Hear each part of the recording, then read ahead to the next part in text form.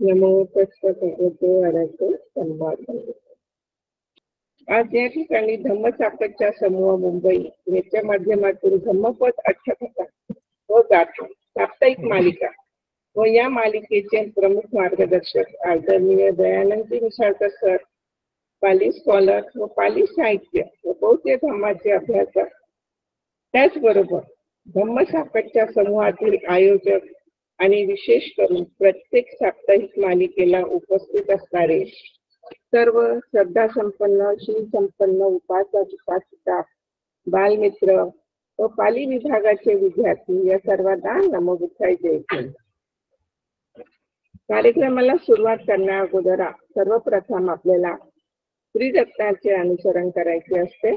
त्यासाठी मी सर्वांच्या वतीने अलका गवईताई यांना मी विनंती करते की त्यांनी अनुसरण करा. अलका गवईताई. नमो तस्स भगवतो अरहतो सम्मा संबुद्दस्स. नमो तस्स भगवतो अरहतो सम्मा संबुद्दस्स. नमो तस्स भगवतो अरहतो सम्मा संबुद्दस्स. बुद्धं शरणं गच्छामि, धम्मं शरणं गच्छामि, संघं शरणं गच्छामि, द्वितीयंपि बुद्धं शरणं गच्छामि, द्वितीयंपि धम्मं शरणं गच्छामि, द्वितीयंपि संघं शरणं गच्छामि, तृतीयंपि बुद्धं शरणं गच्छामि, तृतीयंपि धम्मं शरणं गच्छामि, तृतीयंपि संघं शरणं गच्छामि. साधु साधु साधु. धन्यवाद ताई. खूप छान तुम्ही आपल्या गोड आवाजात त्रिशरण अनुसरण केलं आमच्या सगळ्यांच्या वतीने. नमो बुद्धाय जय हिंद. परत एकदा सगळ्यांना आज आपण धम्मपद अठ्ठकथा व गाथा या व्याख्यानमालेचे 112 म्हणजे 112वा व्याख्यान आपण ऐकणार आहोत.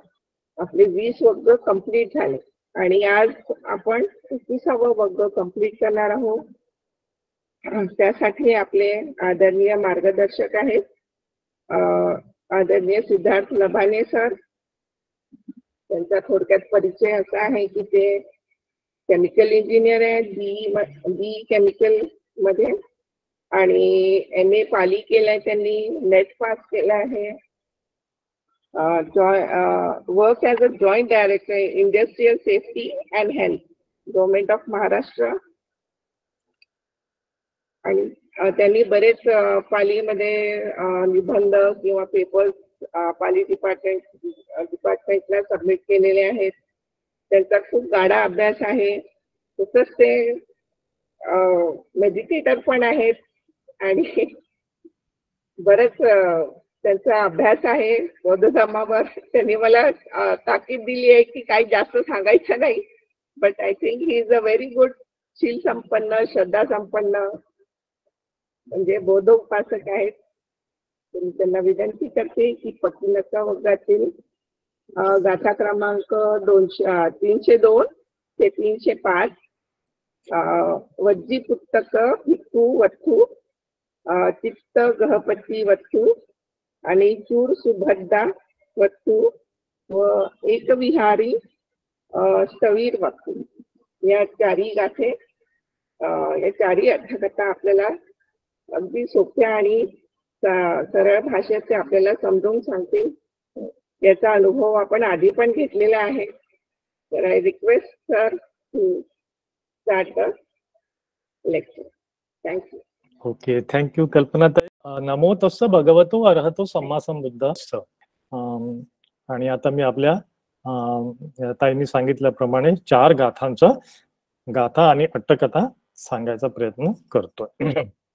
ओके, तर आपण बघितलंय की त्रिपिटकामध्ये सुत्त पिटक आणि सुत्त पिटकातला जे खुद्दनिका आहे त्यामधलं जे धम्मपद आहे याचा आपण सध्या धम्मसाकच्या सुरू आहे आपली, त्यातलं पकिण्णक वग्ग जे 21 क्रमांकाचा वग्ग आहे त्यातल्या शेवटच्या 4 गाथा आहेत. या 4ही गाथाच्या नंतर हा पकिण्णक वग्ग या ठिकाणी समाप्त होणार आहे.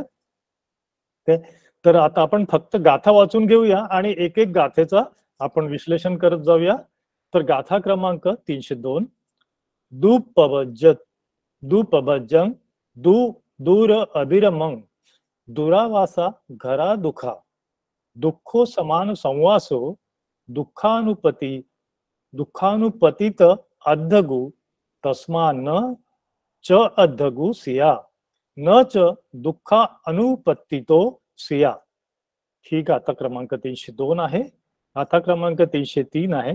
सद्धो शिलेन संपन्नो यशो भोग समप्पितो यं यं पदेसं भजती तत्थ तत्तेव पूजितो. ही गाथा क्रमांक 303 आहे. 304 क्रमांकाची गाथा आहे. दूरे संतो पकासेंती हिमवंतो पब्बतो असंतेथ न दिसंती रत्ती खिता यथा सरा. आणि 305 क्रमांकाची गाथा आहे.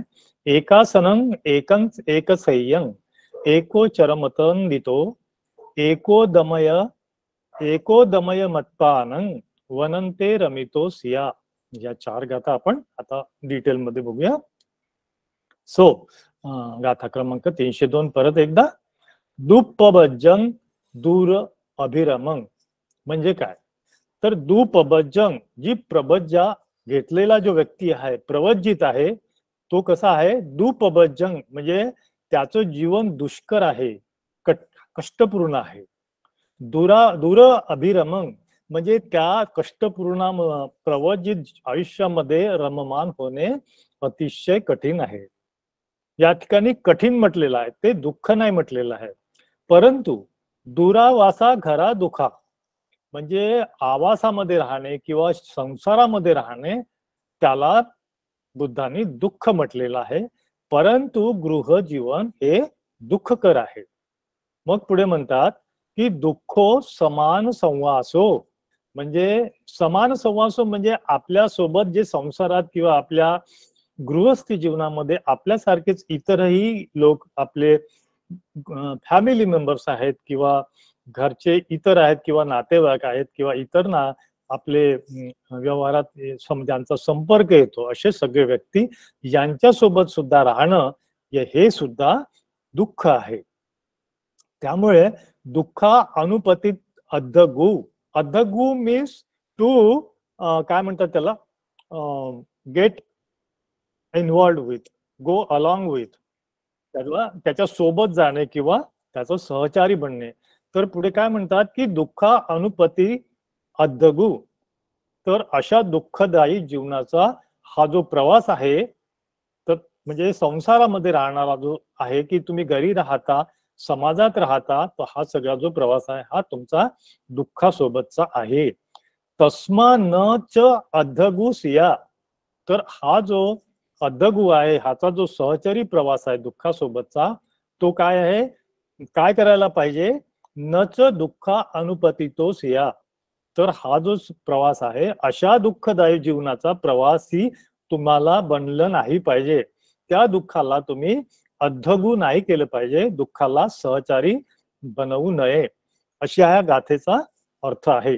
तर जेव्हा आपण गाथा ऍक्च्युअली जेव्हा अट्टकथा वाचू तर याच्यात आपल्याला निश्चितपणे लक्षात येईल की जे हाऊस होल्ड जीवन आहे ते कसं दुःखाचं आहे किंवा आणि जे प्रवज्जिताचं जीवन आहे जे तरी दुष्कर असलं कष्टमय असलं तरी त्याचा मार्ग मात्र ते जे लीड करतं किंवा ते त्याचा जी परिणती आहे ते दुःख मुक्तीमध्येच होते असं यामध्ये आपल्याला दिसून येतं.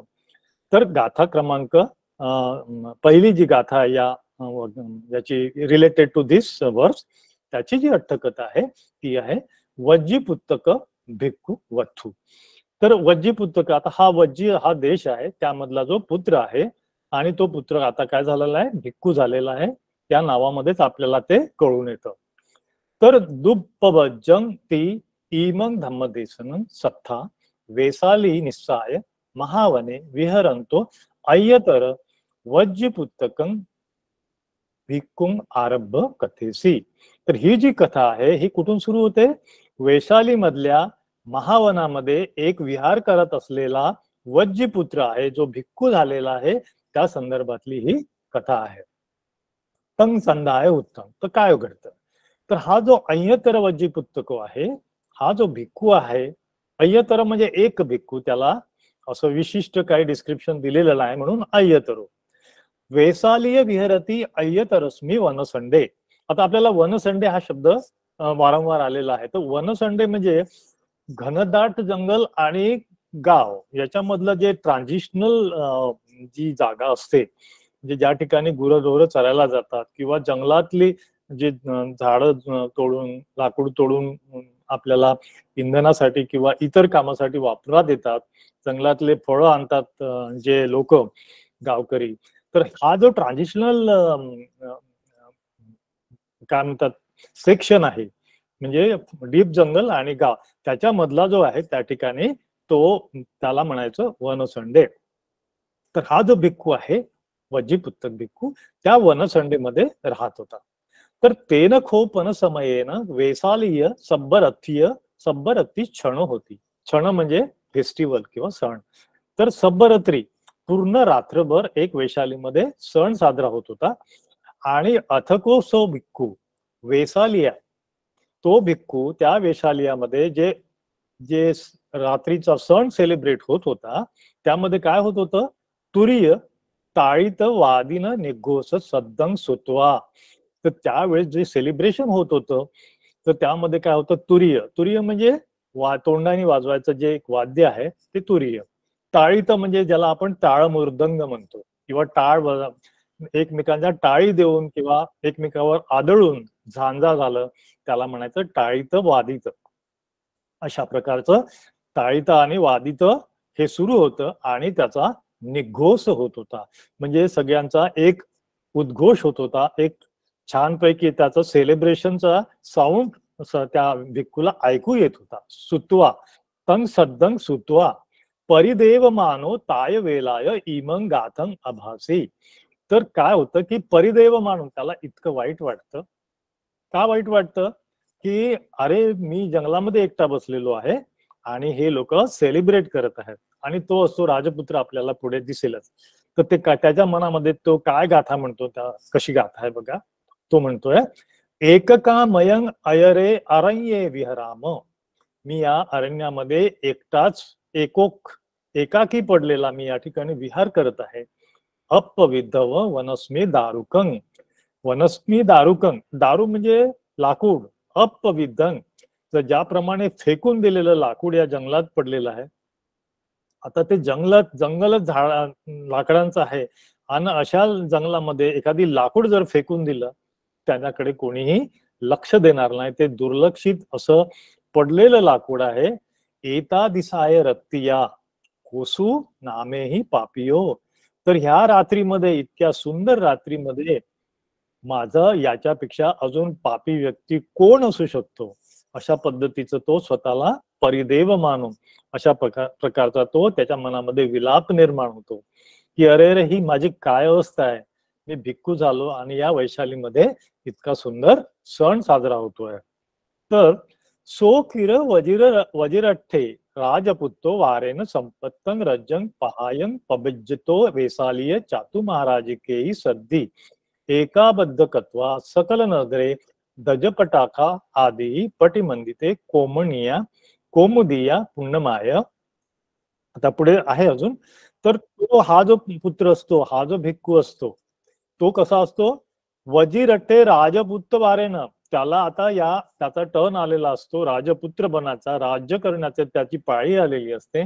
आणि त्याच वेळेस ते राज्य पहाय म्हणजे ते राज्य सोडून तो प्रवज्जित होतो.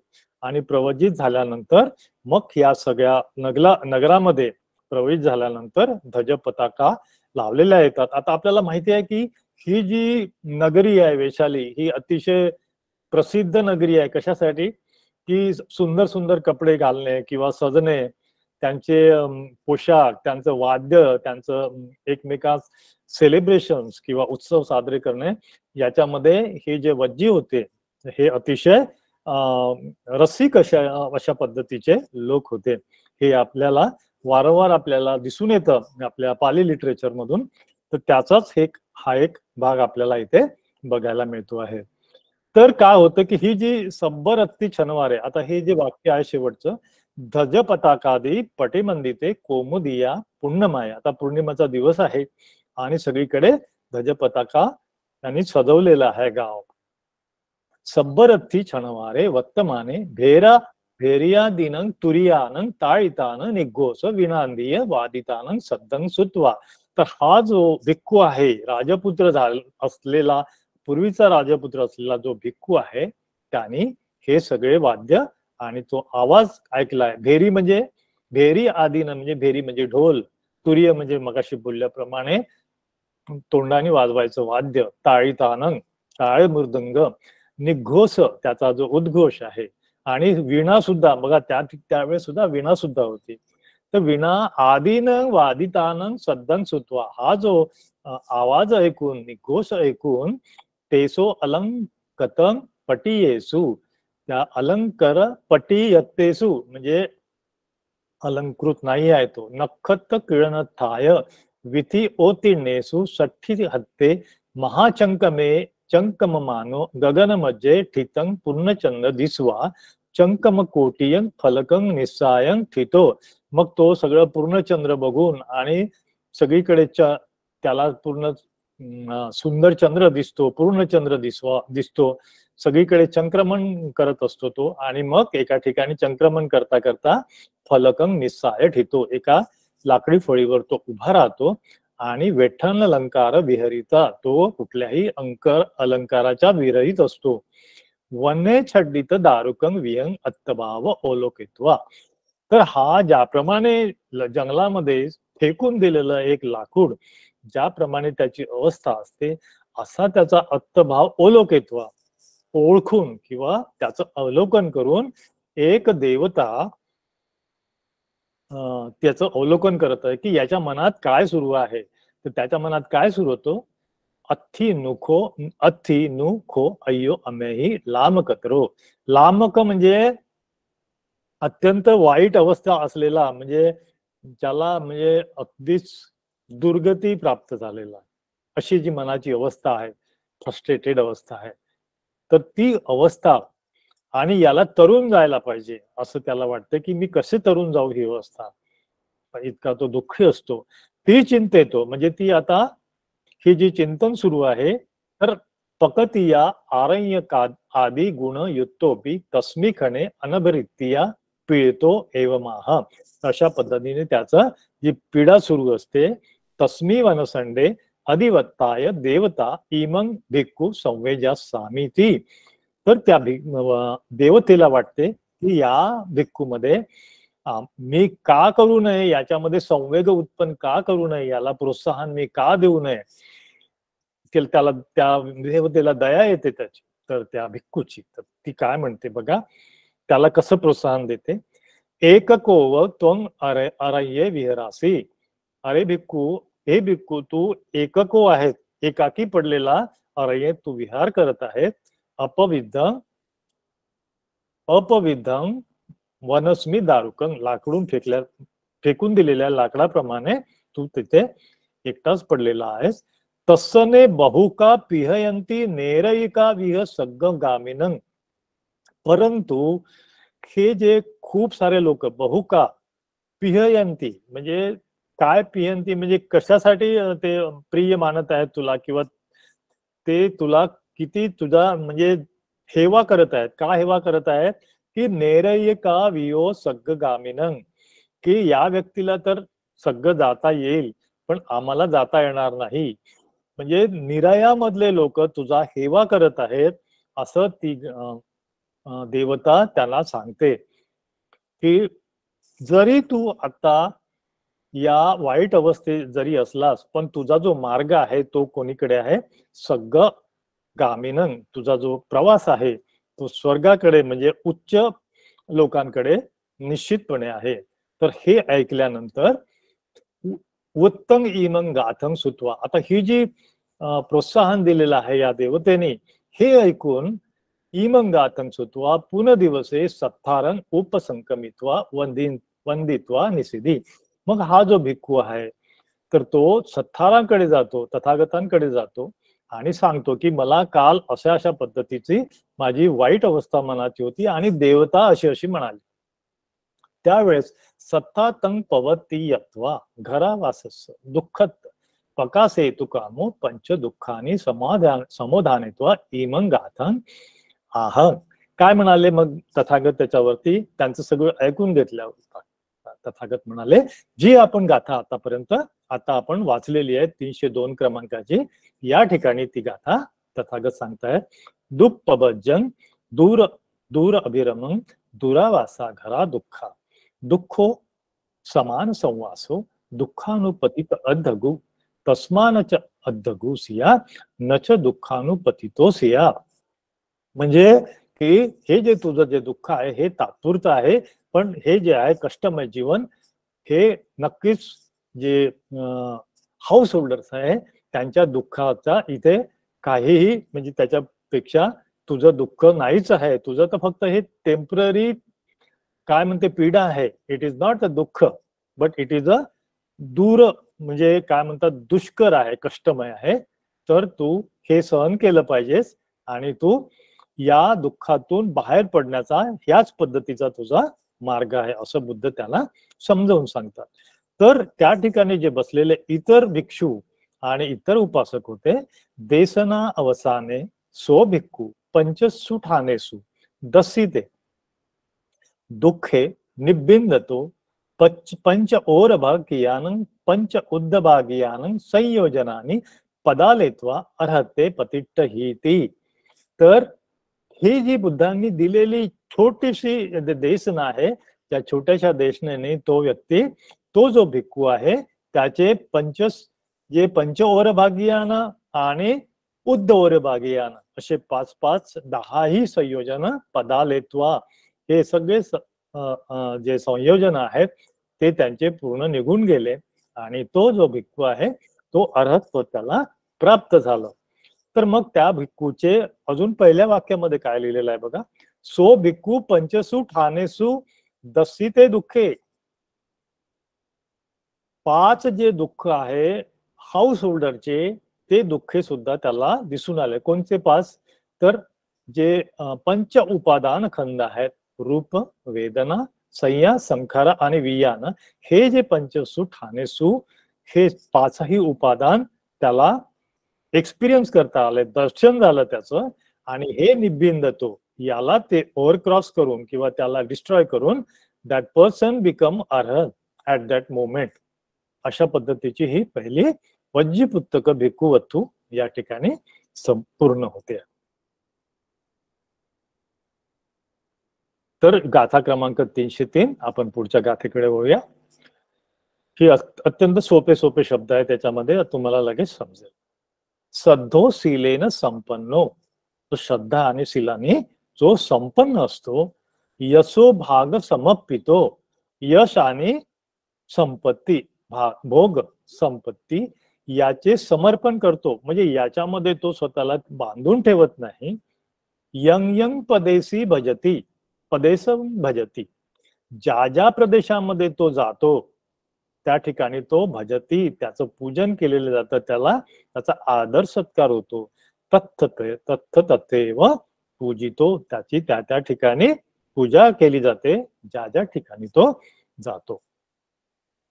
तर ही जी गाथा आहे की 303 क्रमांकाची जर गाथा आपल्याला बघितली आणि त्याची जर अट्टकथा बघायची असली तर आपल्याला अगेन म्हणजे अट्टकथातच तसं नमूद केलेलं आहे की आपल्याला गाथा क्रमांक 74 आणि गाथा क्रमांक 303 आता जी आपण वाचलेली आहे याचा आपल्याला मेळ घालून, कारण अट्टकथा एकच असल्यामुळे ह्या दोन्ही अट्टकथा म्हणजे 74ची अट्टकथा आणि 303ची अट्टकथा एकत्र आपल्याला थोडेसे या दोन्ही गाथेचं अट्टकथेचं अवलोकन करायला पाहिजे.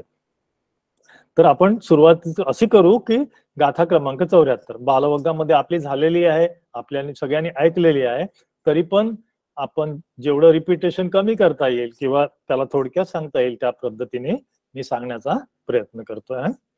तर इमंग धम्म देसन सत्ता जेतवने विहरंतो सुधम्म तेर आरंभ कथेसी. आता आपण कुठे आहोत? 74 नंबरच्या गाथेमध्ये आहोत. मच्छिका संडंग नगरस्मी चित्तो नाम गहपती पंचबग्गियानं अभ्यंतरंग महानाम थेरंग नामं पिंडाय चरमानं दिसवा. तर काय होतं की जेतवने त्यावेळेस हे ही जी धम्मदेसना आहे तथागताने जेतवन विहारामध्ये दिलेली आहे. तर त्या ठिकाणी सुधम्म नावाचे थेर होते. तर त्या गाथेच्या अनुषंगाने आपल्याला आता पुढे पुढे जायचं आहे.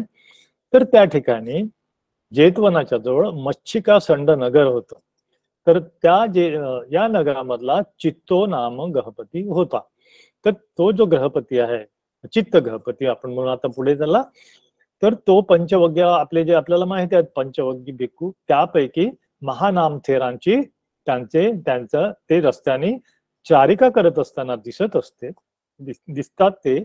तस्स इरियापते पसिदित्वा, त्यांचं जे इरियापत, त्यांचं जे चर्या आहे, चालण्याची जे ढब आहे किंवा ती चर्या करण्याचे काय म्हणतात, पिंडपात करताना जे हावभाव आहे त्याच्यावरती हा जो चित्त गहपती आहे तो अत्यंत प्रसन्न होतो. पसिदित्वा पत्त आदाय गेहं पवेसेत्वा भोजेत्वा भक्त किच्चावसाने धम्म कथं सुनंतो सोतापती फलपत्वा अचल सद्दो हुत्वा.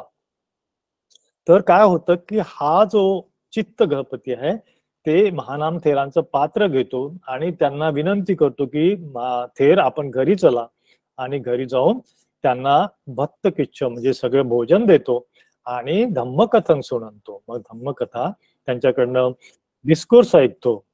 धम्म ऐकल्यानंतर ऐकता ऐकता सुनंतो, जी प्रक्रिया सुरू आहे धम्म ऐकण्याची, तर त्याला सोतापत्ती फल तिथल्या तिथे प्राप्त होते. आणि त्याची श्रद्धा कशी होते? अचल शब्द होता. त्याची श्रद्धा अचल होतेस, एकदम स्टँड स्टील होते, स्ट्रॉंग होते, स्टेबल होते. तर ही धम्मकथन सुनंतो अंबाटकं वनं नामं अत्तनो उय्यान संघारामं कत्तुकामो थेरस हत्ते उदकं पातेत्वा नियादेसी.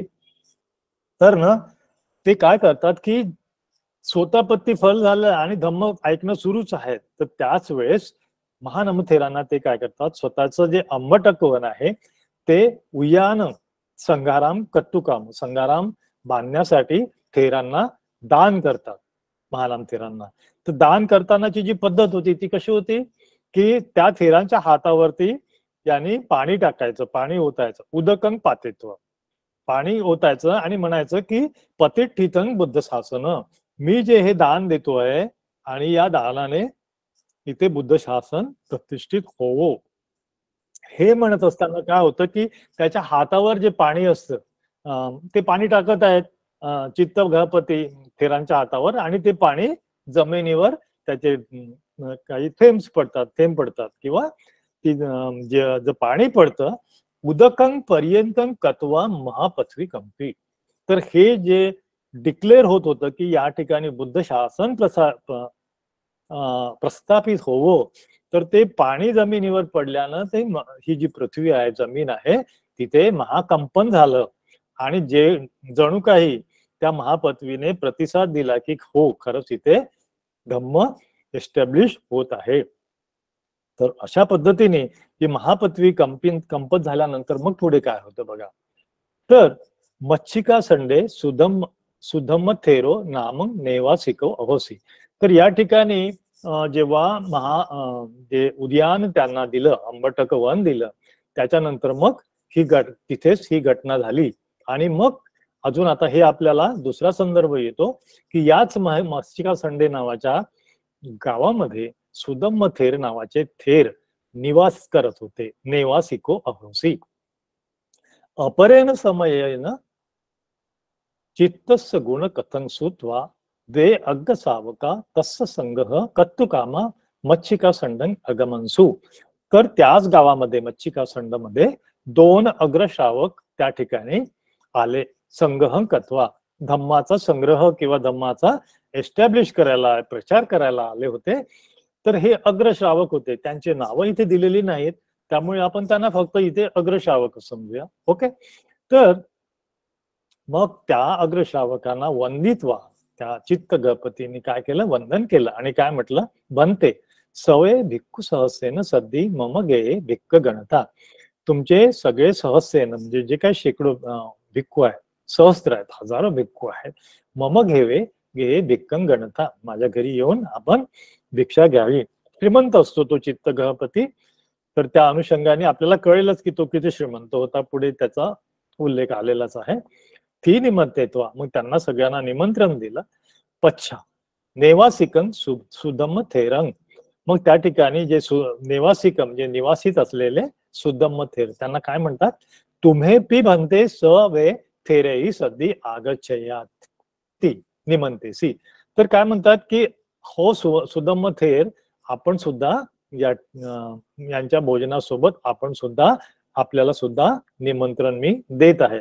वेगळं निमंत्रण का देत आहे, कारण तो जो निवासित आहेत तिथले जे सुदम थेर आहेत त्या ठिकाणी ऑलरेडी राहत आहेत, आणि हे जे जो भिक्खू संघ आलेला आहे ते दोन भिक्खू आहेत अग्रश्रावक, आणि त्यांचा संघ तो बाहेरून आलेला असतो. त्यामुळे त्यांना आधी इन्व्हिटेशन देतात आणि या थेरांना म्हणतात की तुम्ही सुद्धा यावं म्हणते.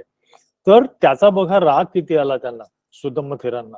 सो अयंग मग पच्छा निमंत्रेती, मला नंतर निमंत्रण दिलं आणि त्या भिक्खूंना ते बाहेरचे आले असून त्यांना आधी निमंत्रण दिलं. ती कुद्दो सुधम थेरोपी पच्चूस काले एव की दिसो नु खो गहपतीना अग्ग सावकान सत्कार सज्जितो स्वे सवे गंत्वा पस्सिसामी. तर त्याला ते राग येतो त्यांना, ते काही बोलत नाही, मला नाही तुमचं निमंत्रण वगैरे पाहिजे म्हणतात. आणि मग मनातल्या मनात ते सुदम थेर म्हणतात की मी बघतोस की आता ह्या 1000 भिक्खूंना हा चित्त गणपती कसं जेवण भोजन देतो, आणि चिंतेत्वा असा विचार करून पत्तचीवरम आदाय तसं गळे अदमासी, मग तो स्वतःच्या घरी येतो, हा जो सुदम थेर आहे. ओके. तर बघा त्याला इतका राग आलेला असतो. आणि मग काय होतं की सो गणपतीना निसिदत बनते. मग काय होतं की दुसऱ्या दिवशी तो जातो. आता जे स्पेस किंवा टाइम लिमिटमुळे मी ते बाकीचं गाळलेलं आहे. तर मग दुसऱ्या दिवशी हा जो सुदम थेर आहे हे बघायला जातो की खरंच कशी व्यवस्था केली आणि इतक्या लोकांची, हे बघायला गेल्यानंतर सो गणपतीना, मग तो गणपती ओळखतो त्यांना की हे थेर कालचे आलेले होते ज्याला मी निमंत्रण दिलं. तर त्याला म्हणतात निसिदत बनते. तर त्यावेळेस काय म्हणतो तो, ना निसिदा मी नाही बसणार, पिंडाय चरिसामी, मी चाललो पिंडपात करायला. ती वत्वा अग्ग सावकानन पटियादितं सक्कार अवलोकयत्वा. मग तो काय करतो की जाणार आहे मी, मला नाही जेवायचं, पण ते जाताना त्याला बघायचं असतं की त्या ठिकाणी या माणसाने, या चित्त गणपतीने इतर जे आलेले इन्व्हायटीज आहेत भिक्खू, त्यांना ते कसं व्यवस्था केलेली आहे. तर मग त्याच्यावरती काय म्हणतं, सत्कार अवलोकयत्वा, म्हणजे ते सगळ्यांचं अवलोकन करून त्या फूडचं किंवा जे दानाच्या वस्तू आहेत त्याचा उळारो ते गणपती. अरे वा, किती छान आहे, सत्कारो, छान सत्कार तू अरेंज केलेला आहेस. अपि चे अर्थ एकमेव नथी, एकच गोष्ट नाहीये गळचित्ता, तू एवढं सगळं केलंच आणि एकच गोष्ट नाहीये. मग तो घाबरतो बिचारा, गणपती घाबरतो, म्हणतो की बनते, काय नाही आहे बनते. म्हणतो की तिळ संगुळिका गणपती, एक तिळाची वडी तेवढी कमी पडली, बाकीचं सगळं तू छान केलं आहेस. तर त्या चित्त गणपतीला खूपच वाईट वाटतं की एवढं सगळं करून आता सगळ्याच वस्तू कशा काय शक्य आहेत तिथे. त्यावेळेस मग ते खूप वाईट वाटतं. ती वत्वा गणपतीना कोकोपमाय अपसादितो कुजित्वा, मग त्याला त्या थेराला ते कावळ्याची उपमा देतात, कोको उपमाय, आणि कुजित्वा, मग ते काय म्हणतात की थेर तुम्ही आता इथून निघा, पक्की निस्सामहं, तुम्ही आता इथून निघायला पाहिजे, असंच म्हणतात डायरेक्ट की झालात आता तुम्ही, इतकं तुम्ही एवढ्या सगळ्या याच्यामध्ये तुम्ही आम्हाला, माझ्या याच्यावरती एवढीशी छोटी गोष्ट नाही आहे म्हणून आमच्यावर टीका करताय. ठीक आहे, त्याला खूप वाईट वाटलं त्या गणपतीला. मग सत्ता. मग आता ही गोष्ट हा जो थेर आहे, हा थेर जो आहे रागाने गेलेला टीचरकडे जातो. मग काय म्हणतो, तया उपासको सद्दो प्रसन्नो हिनेन खुंसितो. तुम्ही इतक्या प्रसन्न असलेल्या उपासकाला तुम्ही काय केलं, हिनेनं त्याला त्याची हे अवहेलना केली. तर तसेव दोषं आरोपेत्वा, त्याच्यावरच दोष दिला. आणि पटिसारणीय कम्मकारा पेत्वा, आणि काय म्हटलं की आता याला तू निस्तरलं पाहिजेस. आणि काय कर, परत जा तू. कुठे जा, चित्त गहपती क्षमापेही, जा त्या चित्त गहपतीची क्षमा माग, ही पेसेसी. आणि अशा पद्धतीने या थेराला सांगितलं की तू जा आणि परत त्याची क्षमा माग. मग तो सो तत्त गंत्वा गहपती मयंग नेऊन दोसो तो क्षमामी क्षमाही मे. मग तो म्हणतो चित्त गहपतीला की सॉरी, माझा दोष होता, मला तू माफ करून टाक. मग तो गहपती काय म्हणतो, सुदंब थेरोपी इमंग ओवादंग सुत्वा सत्तारंग वंदित्वा उठ्ठासना पक्षिशनं कत्वा तेन अनुदूतेन भिक्खुना सद्दी गंत्वा. ही नंतरची गोष्ट आहे. तर त्याच्यापूर्वी काय होतं की या गेल्यानंतर हा जो भिक्खू आहे चित्त गहपतीकडे गेल्यानंतर तो जो चित्त गहपती आहे याला सांगतो मी मुळीच तुला माफ करणार नाही, तू इथून परत जा. तर मग काय होतं की हा जो भिक्खू आहे परत बुद्धांकडे येतो आणि बुद्धांकडे येऊन सांगतो की नाही, त्यांनी मला माफ नाही केलं आणि मला हाकलून दिलेलं आहे. मग काय होतं की मग तो पुन्हा सांगतो, हा बुद्ध सांगतात त्याला की इमंग ओवादंग सुत्वा. मग बुद्धांचे ते टीचिंग हे करतो, परत सांगतो. बुद्ध सांगतात त्याला की तू कमीत कमी इतकं अंतर चालून 30 योजन अंतर चाललं पाहिजे आणि मग तुला आम्ही ते जे गहपती आहे ते तुला माफ करतील. तर नाहं खमामी तेन पटिक्कितो मंकुबुतो क्षमा पेतू नासक्की. त्यावेळेस सुद्धा तुला माफ केलेलं नाही, पण उपासको मिस्सती ती जानंतो पी. म्हणजे त्याला मग बुद्धांना माहिती होतं की याला पनिशमेंट काय आहे की कमीत कमी 30 योजन ताव मग गंत्वा पच्चा गच्छतू. तू काय कर, 30 योजन पायी चाललं पाहिजे आणि 30 योजन पायी चालल्यानंतर एक तुझ्यासोबत मी सहाय्यक देतो आणि त्या सहाय्यकासोबत जा आणि मग तू त्या व्यक्तीची माफी माग आणि मग ते चित्त गहपती तुला माफ कर, असं बुद्ध त्याला सांगत आहे. तर मग अथस्सु पुन्हा गतकाले निहत मानस अनुदूतं गत्वा. मग त्या याच्यासोबत या बनतेसोबत एक अनुदूत देतात, म्हणजे एक सहाय्यक देतात आणि सांगतात गच्छ इमिना सद्दी गंत्वा उपासक क्षमापेही. तू 30 योजन चाललं पाहिजे आणि मग या उपासकासोबत म्हणजे या दूतासोबत तू जा आणि मग सांग की मला क्षमा करावी चित्तगहा. तर मग ती वतवा. मग त्याच पद्धतीने हा जो हा जो थेर आहे ते जाऊन समनेन नाम मय्यंग विहार. मग काय होतं की मग त्यावेळेस मग जो चित्त गहपती आहे त्याला माफ करून टाकतो. मग ती वत्वा समनेन नाम मयंग विहारो मयंग निवासस्थान मय उपासको मय उपासिका तिम इमानं तिमानं वा इसंग वा कातू न वट्टती. मग बुद्ध त्याला वॉर्न करतात की हे माझं विहार, हे माझं निवासस्थान, हे माझे उपासक, हे माझी उपासिका, हे माझं अमुक अमुक, हे असं तुम्ही वाटून, असं तुम्ही थेराने किंवा भिक्खूने बिलकुल वाटून घेता कामा नये. एवं करत असं जर तुम्ही केलं तर ही इच्छा मानो दयो किल्लेसा वड्डंतं. ही अशी तुम्ही इच्छा जेव्हा व्यक्त करता तेव्हा तुमचे क्लेश वाढत असतात आणि ती अनुसंधी घटवेता असं जेव्हा सांगतात बुद्ध त्याला, तेव्हा या गोष्टीचा संबंध धरून अनुसंधी घटवेत्वा अशी अनुसंधी करून संबंध जोडून धम्म देसेंतो इमा गाथा अभासी. तर मग त्यावेळेस बुद्ध सांगतात त्याला की बाबा तू अशी अटॅचमेंट ठेवायची नाहीये आणि असा अहंकार सुद्धा ठेवायचा नाही. तर मग तेव्हा गाथा ही म्हणतात. तर जी गाथा क्रमांक 74 मध्ये आपण ऑलरेडी बघितलेली आहे. मम एव कथं मतमय्य तू गिही पब्बजिता उभो. मूर्ख व्यक्ती जो आहे, म्हणजे तू हे काय करतो की हे माझं गृहस्थ गिही पब्बजिता म्हणजे गृहस्थ असो की प्रवजित असो, दोघांनी माझ्याच म्हणण्याप्रमाणे वागावे असं आपण इच्छा करतो. सर्व प्रकारच्या योग्य अयोग्य क्रियेवर माझेच स्वामित्व असलं पाहिजे. मम वा तिवसा मम आतिवसा अस्सू म्हणजे हे माझच असलं पाहिजे असं जे म्हणतो. किच्च्या किच्चेसू किस्मेची जे काही करतो ते माझच बरोबर आहे असं मी म्हणतो. अशा मूर्ख संकल्प करणारा इति बालस्य संकल्प इच्छा मानोच्च वर्धती. अशा मूर्ख व्यक्तीच्या, अज्ञानी व्यक्तीच्या आकांक्षा आणि हा जो अहंकार आहे तो वाढतच राहतो. आणि ही जे देसना झाल्यानंतर देसनावसाने बहु सोतापत्ती फल आदीनी पापी. या ठिकाणी खूप साऱ्या जणांना सोतापत्ती फल प्राप्त होते.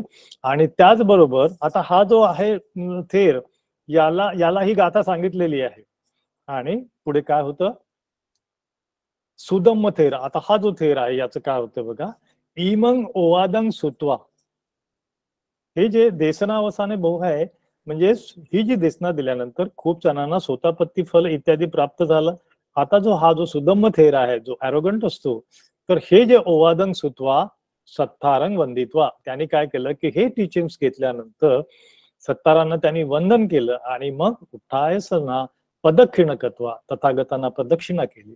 आणि त्या उपासकाला म्हटलं, कोणता उपासक, तो चित्त गहपती होता, त्याला म्हटलं की खमाम बनते सत्य नाही, ती खमाम झालेली आहे ऑलरेडी.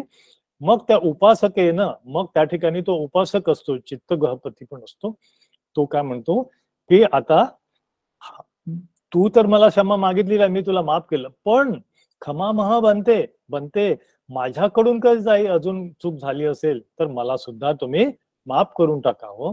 सचे मयंग दोसो अथी खमतमे. ते भन्तेला, त्या सुदम्म थेरांना तो चित्त गपती माफी मागतो आणि अशा पद्धतीने एकमेकांना पटी खमा पितो. सत्तारा दिन्ने ओवादे थत्वा कती पाहनेव सह पटीसंविदाही अरहंत पापुणी. मग ही त्या सुदम्म थेराला हे जेव्हा त्यांच्या मनातलं जे एकमेकांना क्षमा केलेली असते आणि त्याच्या मनातले जेव्हा हा जी देश भावना आहे, जो अहंकार आहे, तो गळून पडतो, त्यावेळेस त्याला पटीसंविदा सह अरहंत पद प्राप्त होतं. ही गोष्ट झाली सुदम्म थेरांची. मग काय होतं की उपासकोपी चिंतेती मया सत्तार अदिस्वा सोतापत्ती फलं पत्तंग अदिस्वा एवं अनागामी फले पटिटितो. मग या कालावधीमध्ये काय होतं की ही सगळी देशना ऐकल्यानंतर सोतापत्ती पद्धत त्यावेळेस त्याला प्राप्त झालं होतं. मग त्याला सगदागामी पण फल, जेव्हा 2 भिक्खूंना ते भोजन दिलं तेव्हा सगदागामी फल प्राप्त झालं. आणि हे जे दान आणि एकमेकांना जे ते क्षमा मागतात त्यावेळेस सुद्धा त्याला अनागामी फल प्राप्त झालं. ते पटिटितो सत्तारमेघ दट्टू वट्टती. तर ते काय म्हणतो तो की मी सत्तार म्हणजे भिक्खू जे सत्तार म्हणजे बुद्धांचं मी भोजन त्यांना दिलं पाहिजे, त्यांना मी बघितलं पाहिजे, त्यांना दान दिलं पाहिजे. तर ही इच्छा व्यक्त करून सत्ता आनंद तेरंग आहंग. मग तो काय करतो की हा जो चित्त गणपती आहे अतिश्रीमंत असतो, तर 500 गाड्या भरून अन्नधान्य, त्यांचे कपडे लत्ते, जे काही परिखार असतात संघाला देण्याचे, ते सगळे भरून ते ज्या ठिकाणी तथागत त्यांचं वास्तव्य असतं त्या ठिकाणी ते सगळं धान्य भरून त्यांनी तो प्रवास केलेला असतो. तर त्या प्रवासाला 1 महिन्याचा कालावधी लागतो, ज्या ठिकाणी नंतर बुद्ध त्या ठिकाणी वास्तव्याला असतात. तर त्यावेळेस त्या ठिकाणी जाण्यानंतर मग इतकी श्रद्धा, इतकं दान करण्याची जी त्यांची जी इच्छा असते, तर त्या श्रद्धेच्या भावनेतून तो 500 गाड्यांचं अन्नधान्य घेऊन तथागतांच्या संघासाठी देण्यासाठी निघतो. तर हे माहिती होतं तथागतांना. तेव्हा ते तथागत काय म्हणतात, सत्ता आनंद थेरांना म्हणतात, आनंद अच्छ वड्डमान कच्छाय चित्तो गहपती पंचही उपासक सतेही परिवृत्तो आगंत्वा मग वंदिस संती. तर हा जो उपासक आहे चित्त गणपती, हा 500 उपासकासोबत आणि 500 गाडे अन्नधान्य भरून मला वंदन करायला येतो आहे. तर की पण बनते तसं तुमाकं वंदन काले किच्चिंग पट्टीहारी भविष्यती. तर म्हणतं की बघा या व्यक्तीची श्रद्धा इतकी आहे, तर एवढं मोठं दान तो देतो आहे आणि तो ऑलरेडी अनागामी फल प्राप्त आहे. तर अशा वेळेस तुम्हाला जेव्हा तो वंदन करेल त्यावेळेस काही पटिहार्य होणार आहे का? पटिहार्य भविष्यती, काही चमत्कार होणार आहे का? त्यावेळेस तथागत त्याला म्हणतात भविष्यती आनंद, होय आनंदा, असा एक पटिहार्य घडणार आहे. मग ते सांगतात की कसं पटिहार्य घडणार आहे, तर ते रिपिटेशन होईल म्हणून आता ते काय पटिहार्य घडलं ते आपण बघूया. तर मग ज्या वेळेस तो चित्त गणपती ज्यावेळेस तो एंटर करतो बुद्धांच्या मोनॅस्ट्री मध्ये, त्यावेळेस काय होतं की सत्तारंग उपसंक्रमित्वा, जेव्हा सत्ताराकडे जातो तो जे गणपती जातो, तर छ बन्नानं बुद्ध रश्मीनं अंतोपविसित्वा, त्यावेळेस बुद्धाच्या शरीरातून 6 वर्णाच्या बुद्ध रश्मी सगळीकडे पसरलेल्या असतात, त्याची आभा सगळीकडे पसरलेली असते. तर ती जी आभा आहे त्या आभेला क्रॉस करून म्हणजे त्याच्यातून प्रवेश करून पविसित्वा द्विसु गोपक केसु सत्थू पादे गहेत्वा वंदी. बांबोळे सर तुमचा व्हिडिओ बंद करा, थँक्यू. तं खणं एवं उत्तपकारं उपवत्सं वस्वी. तर त्यांनी जे सांगितलेलं आहे की तं खणेव उत्तपकारं, हे जे रश्मींना क्रॉस करून जेव्हा बुद्धांकडे जातात आणि अंतोपविसित्वा द्विसु गोपक केसु सत्थू पादे गहेत्वा, तर त्यावेळेस जे सत्थू आहेत त्यांचे पाय, तथागताचे जे पाय धरून ते वंदन करतात. कसे वंदन करतात? गोपक केसू, दोन्ही पायांना उकडू बसून, गुडघ्यावर बसून जेव्हा वंदन करतो चित्त गणपती, तं खणेव, त्यावेळेस काय होतं? उत्तपकारं पुष्पवत्सं वसी, पुष्पाचा वर्षाव होतो. साधुकार सहस्राने, खूप सहस्त्र साधुकार त्यावेळेस पवतींसू, त्यावेळेस खूप साधुकार होतो.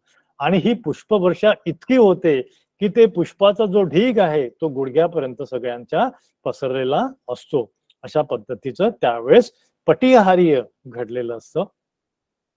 एतक्कं कालं देव मनुष्यही आबतपण्णा कारेनेव दानं अदासी, सोहं सचेपी इदं संवत्सरं वसिस्सामि, न एवं ममं देय धम्म दातु लभिस्सामि, अहं सकटानि ओतारितो गंतु इच्छामि, पटिसामनठानं ने आरोचा पेथाती. मग काय म्हणतो हा गणपती तथागताना की हे जे दान आणताना हे सगळे देव मनुष्य सुद्धा रस्त्याने मला मदत करत होते, माझं हे सगळं कौतुक करत होते आणि हे दान आणण्यासाठी अजून त्याच्यामध्ये खूप सहकार्य करत होतो. आणि हे सगळं दान आणल्यानंतर आता मला भगवंत सांगा तुम्ही की हे दान मी कुठे ठेवू? हे उतारितो गंतु इच्छामी, आता मला हे दान उतरवून आपल्याकडे ठेवायचं आहे, तर मला भगवंत तुम्ही याबद्दल सांगावं. तर आनंद थेरो सत्तारंग वंदित्वा आह. मग आनंद थेर सत्तारांना सांगत आहेत की भन्ते तुमाकं संतिकं आगचंतोपी मासेन आगतो. हा जो चित्त गणपती आहे हा मासेन आगतो, या व्यक्तीला 1 महिना लागलेला आहे आणायला हे सगळं इतकं साहित्य तुमच्यापर्यंत. आणि इदापी मासम एवं उठतो, याच्यामध्ये 1 महिना याच्यामध्ये त्याला गेलेला आहे आणि पुढे पण त्याला प्रवास रिटर्न व्हायचा आहे. तेव्हा एतक्कं कालं देव मनुष्यही अभिहट्टपण्णा कारणेव महावदानं अदासी. देव मनुष्याने सुद्धा त्याच्यामध्ये दान ऍड केलेलं आहे. इदानी पंच सकट सतानी तुच्छानी कत्वा मासनेव कीरं गमिष्यति देव मनुष्या पनस्स उठाय.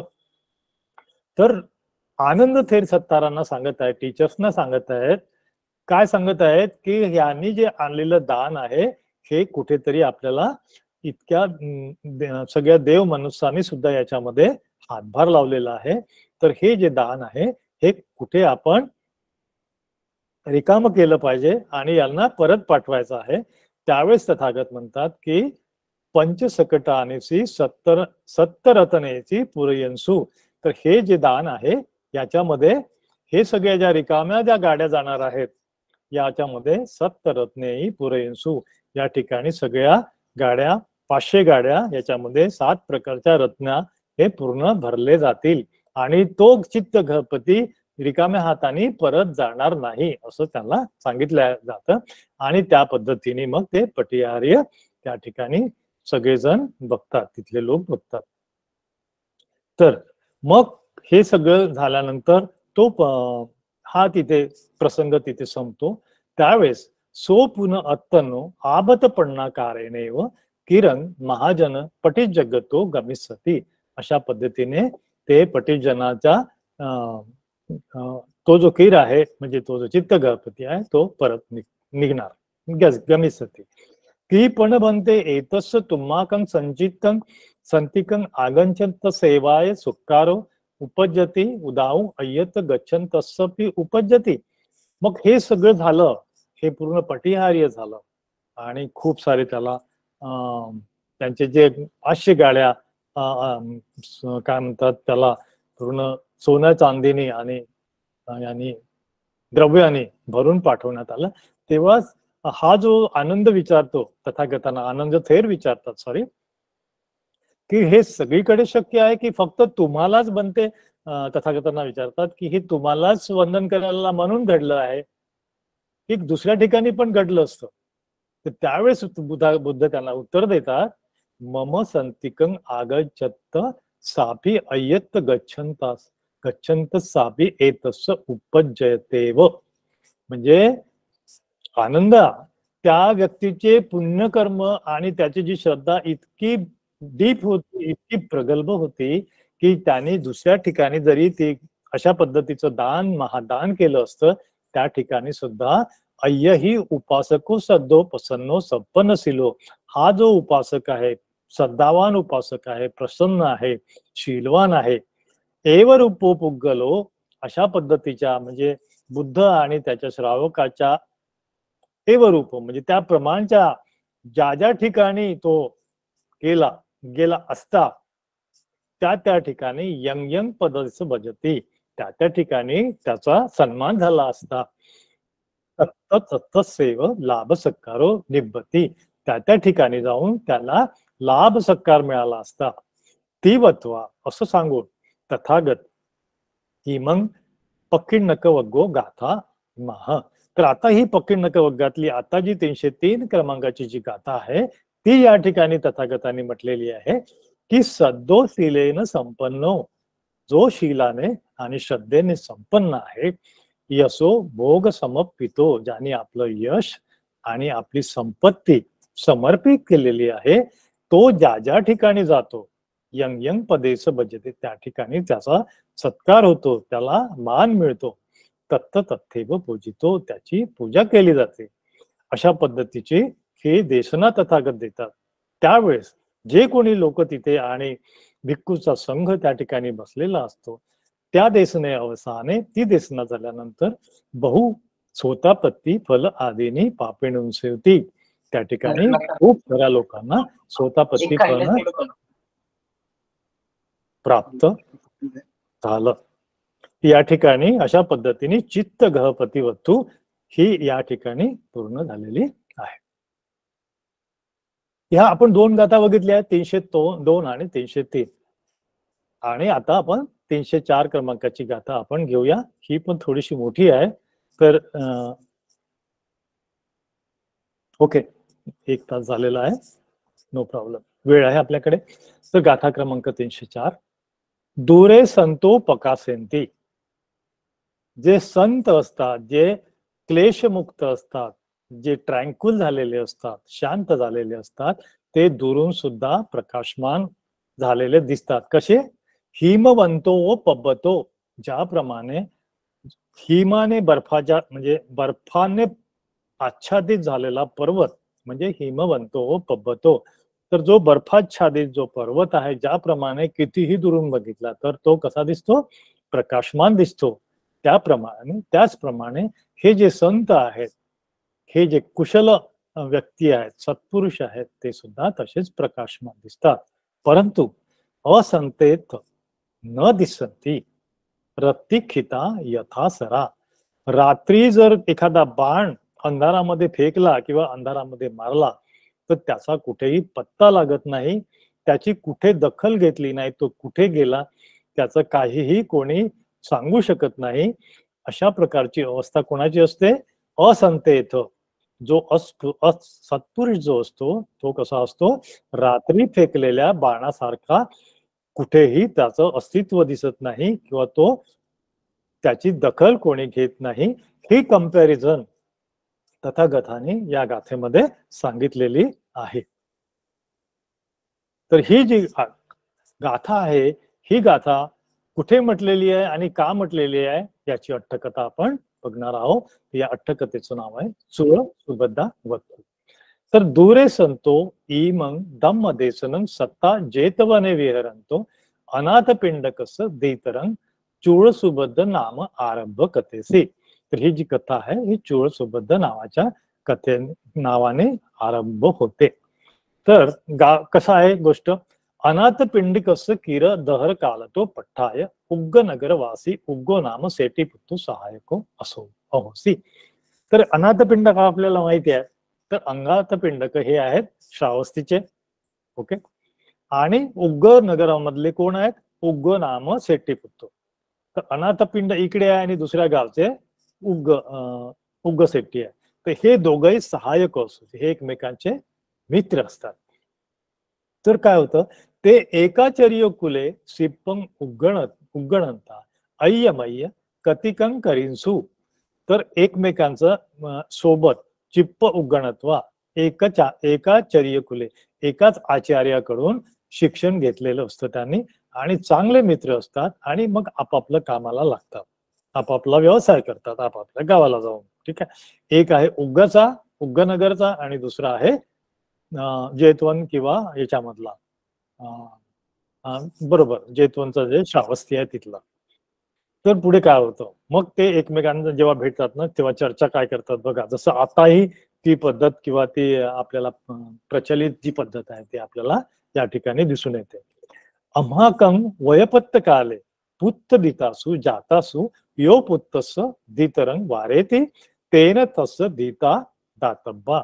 म्हणजे तो एकमेकांना काय म्हणतात की जर तुला मुलगी झाली आणि माझ्याकडे जर मुलगा असला तर तुझी मुलगी माझ्या मुलासाठी मी मागणार, किंवा या उलट माझ्याकडे जर मुलगी असेल तुझ्याकडे जर मुलगा जन्मला तर आपण माझी मुलगी मी तुझ्या मुलाला देणार. तर असे जी चर्चा करतात ते, आणि मग त्यांचं वयपत्ता अत्तन वतनो नगरे सेट्टी ठाणे पठिसुचू. मग आपापल्या नगरामध्ये त्यांचं काय होतं, ते सेटल होतात आणि कालांतराने काय होतात, मग एकाला मुलगी होते, ती मुलगी असते अनाथ पिंडकाची, जिची गोष्ट आता आपण ऐकणार आहोत तिचं नाव असते चूळ सुबद्धा. आणि त्यांचा जो पुत्र असतो उग्गोचा, त्याच्याशी ती लग्न कसं होणार आहे बघा, की ते नंतर मग आठवतात आपण काय चर्चा केली होती. अथेकस्मी एक समये उग्ग सेटी वाणिज्यं पयोजंतो पंचही सकट सेते सावित्री अगमासी. मग तो श्रावस्तीमध्ये येतो, कोण, उग्ग, तो श्रावस्तीत येतो. अनाथ पिंडिको अत्तनो धीतरंग चूळ सुबद्ध आमंत्रित्वा. मग त्यावेळेस काय होतं की त्यांच्या अनाथ पिंडक मित्र असल्यामुळे त्याच्या घरी येतो. तर त्यावेळेस मग चूळ सुबद्धाला अनाथ पिंडक आतून बोलवतात, ती आतमध्ये असते चूळ सुबद्धा. मग आतमध्ये बोलल्यानंतर काय म्हणतात की पिता ते उग्ग सेटी नाम आगतो. अरे बेटा, हे जे पिता समान जे आहेत उग्ग सेटी ते आलेले आहेत, तू जरा बाहेर येतेस का असं विचारतो. मग काय होतं की तस्स कत्तब्ब किच्च सब्ब तवंग भारो ती आणापेसे. मग काय होतं की जसे पाहुणे येतात आपल्या घरी, तर ज्याचा जसा आदर सत्कार त्या पाहुण्याचा आदर सत्कार केला जातो त्या पद्धतीची ती जी ही आहे त्यांची मुलगी आहे सुभद्रा, चोळ सुभद्रा, सगळं त्याचा आदर सत्कार करते. सा साधू ती पटी सुनीत्वा तस् आगत दिवस तो पठ्ठाय सहत्येनैव सूप व्यंजन आदी संपादयते. मग ती काय करते, स्वतःच्या हाताने सूप किंवा जे खाद्यपदार्थ व्यंजन ती स्वतः ती बनवते. नंतर मालागंध विलेपन आदी अभिसंकार येते. हे सगळं मालागंध विलेपन हे जे सगळं जे त्यांचा सत्कार करण्याची जी पद्धत होती त्या पद्धतीने त्याचा सत्कार करते. भोजन काले तस् नानोदक पटिदायत्वा नान काल तो पठ्ठाय सब्ब किच्चानी साधुकम करोती. मग त्याला भोजन काळामध्ये पाणी द्यायचं हात धुवायला, किंवा नान काल तो आंघोळीच्या वेळेस त्यांना गरम पाणी द्यायचं, हे सगळं सब्ब किच्चती अत्यंत कुशलपणे साधुकम करोती ती करते. आणि मग काय होतं की उग्गसेट्टी तसा आचार संपत्ती दिसवा प्रसन्न चित्तो एक दिवसन अनाथ पिंडिकैन सद्दी सुख कथाय सन्निसिनो. मग ते म्हणतात एकमेकांना, उग्गसेटी म्हणतो की बरं का आपण काय केलं, डिसाईड केलं होतं ते सांगतो. म्हणतो मयंग दहर काले एवं नामं कत्तिकं करीवा. आपण जे ठरवलं होतं की तुझी मुलगी, तुझ्याकडे मुलगी असली तर माझ्या मुलासाठी मागितली पाहिजे, तर त्याप्रमाणे मग त्या चूळ सुबद्धेचं उग्गच्या मुलासोबत लग्न होतं. मग तस्मा सुबद्ध आमंत्रित्वा, मग हे सगळं सरल्यानंतर, लग्न झाल्यानंतर मग जेव्हा ती सासरी जाते चूळ सुबद्धा, त्यावेळेस तो काय म्हणतो बघा, म्हणजे अनाथ पिंडक आपल्या मुलीला कसं शिकवतात बघा, मम अम्म ससुरकुले वसंतिया नाम अंतो अग्गी बही न निहरितब्बो. म्हणजे आपल्या घरामध्ये जो विस्तव आहे, म्हणजे बाबा कशी उपमा दिलेली आहे, तो बाहेर कधीही न्यायचा नाही. म्हणजेच घरच्या गोष्टी, घरच्यातल्या जे रिस्पॉन्सिबिलिटीज आहेत किंवा घरच्या अडी अडचणी आहेत किंवा जे काही कठीण प्रसंग आहेत ते स्वतःच आपण आपसामध्ये रिझॉल्व्ह करायचे. त्याच्यामध्ये त्यांचे सोल्युशन्स जे आहेत किंवा त्यातले जे तक्रारी आहेत किंवा बदनामी आहे ही कुठेही बाहेर करायची नाही बेटा, असं चूळ सुबद्धेला अनाथ पिंडक सांगतो आहे. हे किती सुंदर संस्कार आपल्या मुलीवरती त्यांनी केलेले आहेत ते आपल्याला या ठिकाणी दिसून येतं. मग काय होतं, मग या ठिकाणी थोडंसं कॉन्ट्रडिक्शन असं आहे की हा जो उग्गसेट्टी असतो, आता ती सासरी गेलेली आहे, चूळ सुबद्धा सासरी आलेली आहे, मधला खूप मोठा पोर्शन असल्यामुळे आपण डायरेक्ट आता तिच्या सासरमध्ये काय घटना घडलेली आहे, काय होत आहे ते आपण बघूया. तर उग्गसेटी पण पकतियाव मिच्छा देठिको, हा जो उग्गसेट्टी आणि त्याचं कुटुंब जे असतं ते मिच्छादेठीमध्ये, रॉंग व्ह्यूज मध्ये प्रतिष्ठित झालेलं असतं. त्याला बुद्धांच्या बद्दल अजिबात श्रद्धा नसते. मग एक दिवस काय होते, मंगल दिवसा दिसू, म्हणजे एक मंगल दिवस म्हणजे शुभ दिवस, जे काही त्यांना काही मंगल दिवस त्यांनी जे चूज केलेला असतो, पनस्सा ससुरो अचेलकानं सत्कार करोंतो. तर अचेलक म्हणजे जे नग्न साधू आहेत त्यांना अचेलक हा नाव दिलेलं आहे. तर ते नग्न साधूची पूजा करणारे असतात, त्यांचं जे शिकवण आहे त्याचे ते शिष्य असतात संपूर्ण उग्गसेटी कुटुंब. मग आता काय परिस्थिती बनली होते बघा, तर मग आगंत्वा अमाकं समणे वदंतु ती पेसेसी, तो काय म्हणतो, तो उग्गसेटी त्या सुनेला काय म्हणतो, अमाकं समणे वंदतू, तू काय कर, आता हा जो श्रमण आलेला आहे त्याला तू वंदन केलं पाहिजे. तर ती आतून बघते, अशी थोडीशी चोरून बघते की हा जो साधू, हा जो श्रमण आहे तो कसा आहे, नग्न आहे, विचित्र आहे. त्यामुळे सा लज्जाय नग्ग पेसिन्सू असक्कुंती गंतू न इच्छती. त्यामुळे ती म्हणते की त्या लज्जेमुळे तो नग्न व्यक्ती बघून ती त्याला बघायची इच्छा नाही आहे, ती अशक्य आहे असं ती सांगते, ती येऊ शकली नाही. बघायला किंवा त्याला वंदन करायला. तर मग काय होतं, सो पुन्हा पुन्हा पेसेत्वापी ताय पटिकितो कुजित्वा. मग कुजित्वा म्हणजे त्यांना राग येते. तो जो उग्गसेट्टी त्यालाही राग येतो, त्याच्या पत्नीला म्हणजे हिची सासू जी असते तिला पण राग आलेला असतो. मग काय म्हणतात रागाने, निहरतनन, का निघत नाहीत बाहेर, ती आहा असं म्हणतात. सा म्हणजे ती काय म्हणते, न सक्का मम अकारणेन दोषं आरोपेतून, माझ्यावरती तुम्ही अकारण दोष आरोपण करू नका, कारण मला हे त्यांच्याकडे जाऊन वंदन करणं शक्य नाही. मग काय होतं की कुटुंबिके पक्वसापेत्वा तमत्तंग आरोचेसी. मग ती सांगते की हे असं करणं माझ्यासाठी शक्य नाहीये. मग त्याचा अर्थ काय आहे किंवा वाय असं का म्हणतेस तू की याला भेटणं शक्य नाहीये. तर ते तसा निर्दोष भाव यत्वा सेट्टी संयापेसू. मग ती स्वतःचा निर्दोष भाव की मला त्याच्याबद्दल काही म्हणणं नाहीये, फक्त तो तशा अवस्थेत असल्यामुळे मी त्याच्याकडे त्याला वंदन करायला येऊ शकत नाही. आणि मग सांगते की माझा जो श्रमण आहे, माझा जो आदर्श आहे, ज्याची मी पूजा करते, तो काहीतरी तो वेगळा आहे. कारण ती बुद्धांची हे असते, साधिका असते, ती बुद्धांना शरण गेलेली असते. तर ती काय म्हणते, अयंग मम समणे अहिरिकांती न वंदी ती भार्याय आरुचेसी. मग ती काय म्हणते की मी या श्रवणाला मी वंदन करू शकत नाही, ही त्या भार्याला म्हणते. आता ती भार्या म्हणजे कोण, तिची सासू, त्या उग्गसेट्टीची पत्नी म्हणजे भार्या. तर पुढे मग ती कन्व्हिन्स करत आहे त्या दोघांनाही, सासू सासऱ्यांना, की मी का येत नाहीये त्याला वंदन करायला.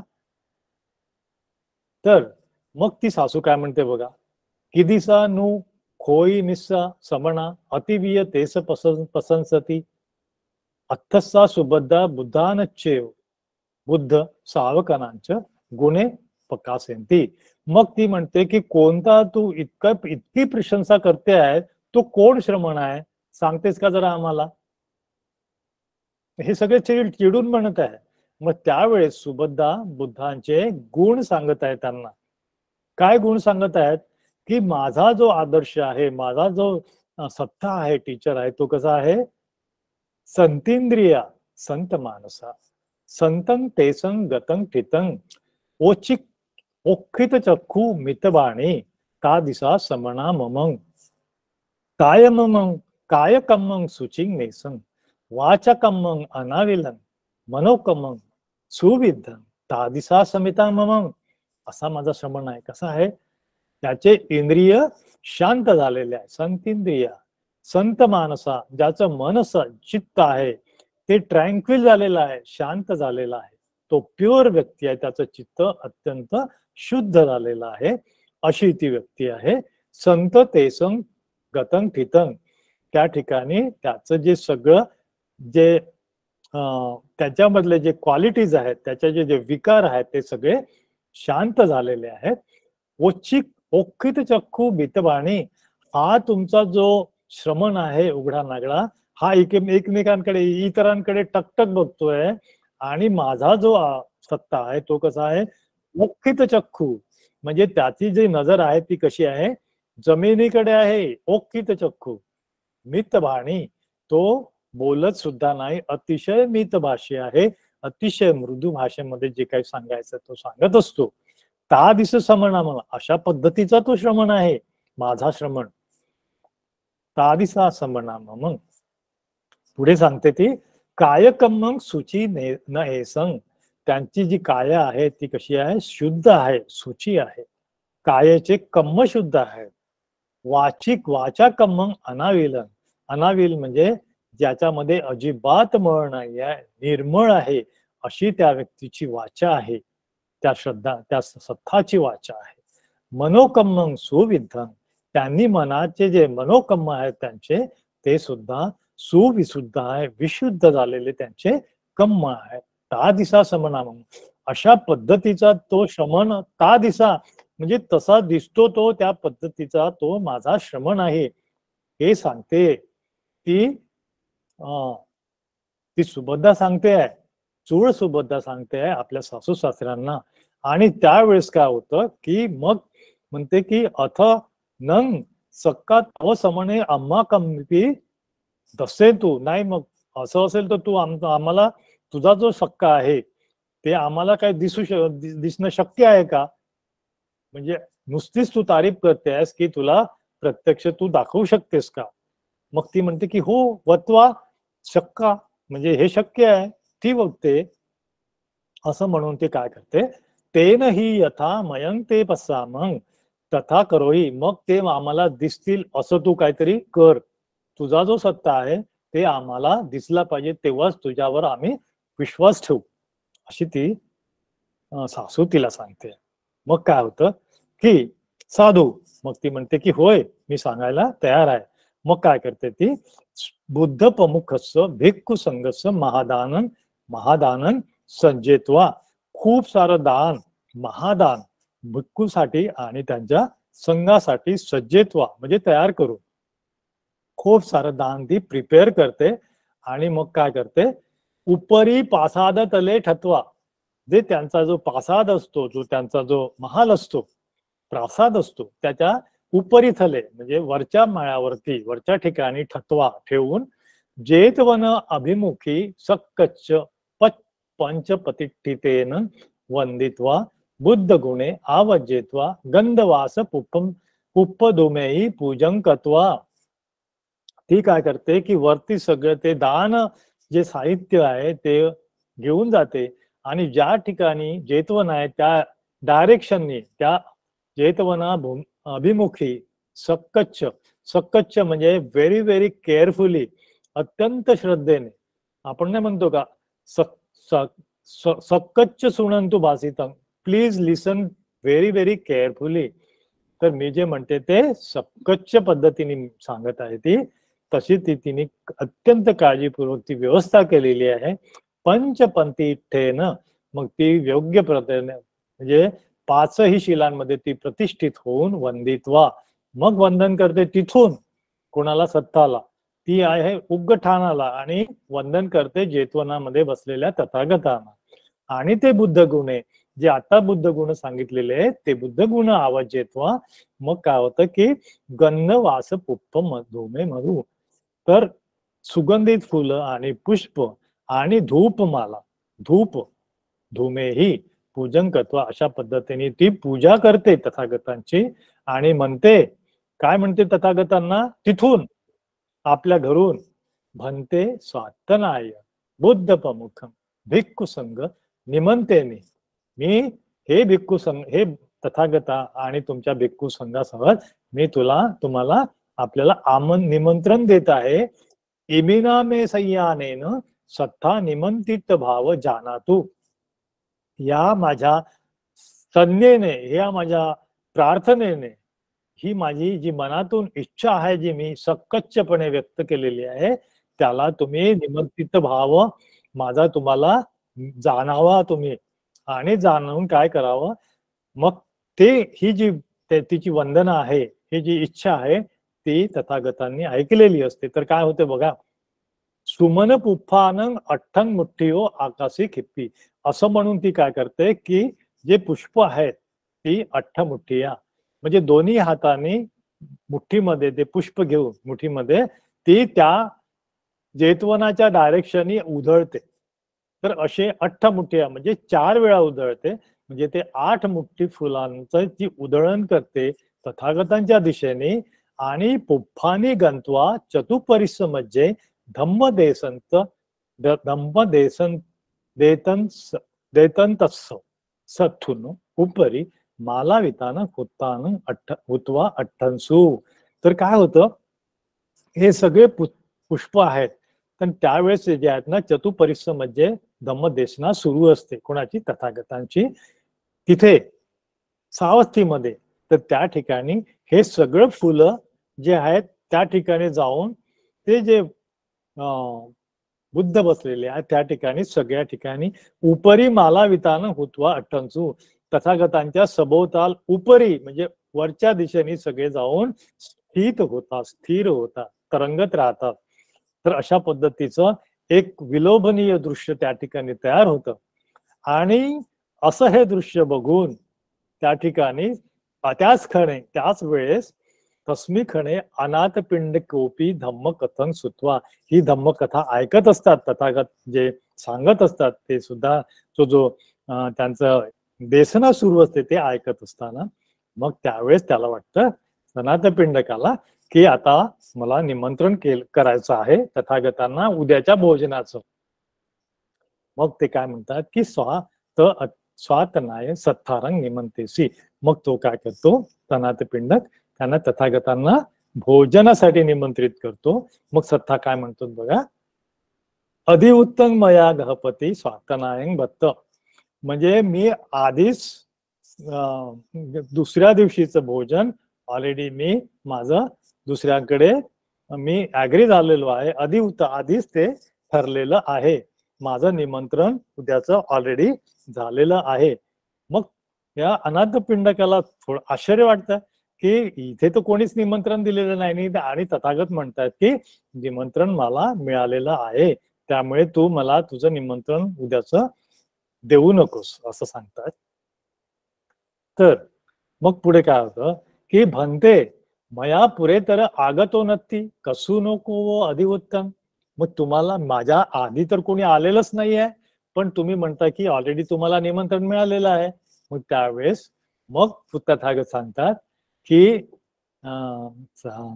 अनाथपिंडका चूळ सुबद्धाय गहपती निमंत्रितो, मला चूळ सुबद्धाने आणि त्या गहपतीने मला निमंत्रण ऑलरेडी दिलेलं आहे. ती वत्वा ननु भन्ते चूळ सुबद्धा दूरे वसती इतो विसतिसो विस तियोजन सत्तमत्तके ती उत्ते. तर नाही म्हणतात की ही जी सोळ सुबद्ध आहे ती तर खूप दूर आहे, 20 ती योजन म्हणजे 20 योजन दूर आहे. तर या ठिकाणी दूर असून सुद्धा ती कशी काय तुम्हाला तिनं निमंत्रण दिलं. तर मग काय म्हणतात तथागत, आम गहपती दूरे वसंतापी ही सपपुरीचा अभिमुखे ठित्वा विय पकासेंती. गहपती तेवढ्या दूर जरी असली तरी जी सपपुरीचा आहे असल्यामुळे ती सत्पुरुष आहे आणि त्यामुळे तिथून ती प्रकाशित झालेली आहे आणि तो प्रकाश मला दिसलेला आहे आणि त्यामुळे ते निमंत्रण मी स्वीकारलेलं आहे. त्यावेळेस तथागत ही गाथा म्हणतात. तर दूर संतो पकासेंती, दूर असून सुद्धा प्रकाशमान कोण होतात, ज्याप्रमाणे हिमाच्छादित पर्वत जो असतो तो प्रकाशमान होतो, त्या प्रकारे जे संत असतात, जे श्रद्धावान असतात किंवा ज्यांचे इंद्रिय शांत झालेले असतात ते दुरून सुद्धा प्रकाशमान होतात. असंतेथ न दिसंती, जे शांत झालेले नसतात किंवा जे क्लेशामध्ये असतात त्यांचा कुठेही त्याचं अस्तित्व दिसत नाही, ज्याप्रमाणे रात्री अंधारामध्ये फेकलेला बाण. अशा पद्धतीचे हे देसना दिल्याबरोबर देसना अवसाने बहु सोतापत्ती फल आदी पापणींच होते. तर तिथल्या ज्या समुदायाला आहे त्या समुदायामध्ये बऱ्याचशा जणांना सोतापत्ती इत्यादी फलाची प्राप्ती होते. अशा पद्धतीचं हे चूळ सुबद्धावत्तू ही जी अट्टकथा आहे या ठिकाणी समाप्त झालेली आहे. तर मग हे जे समाप्त झाल्यानंतर पुढे एक आनंद थेर विचारतात की हा जो पदमुत्तर काळामध्ये जो असतो ना, या याच्याबद्दल विचारतात. हा जो सुबद्धाचा जो हे असतो ना, नाही ती जी पास्ट स्टोरी आहे ती आधीच्या थेरांबद्दल आहे, ती नंतर घेऊया आपण. या ठिकाणी ही गोष्ट संपते. ती पास्ट स्टोरी जी आहे ती छोटीशी आहे, ती या ठिकाणी घेण्याची गरज नाहीये.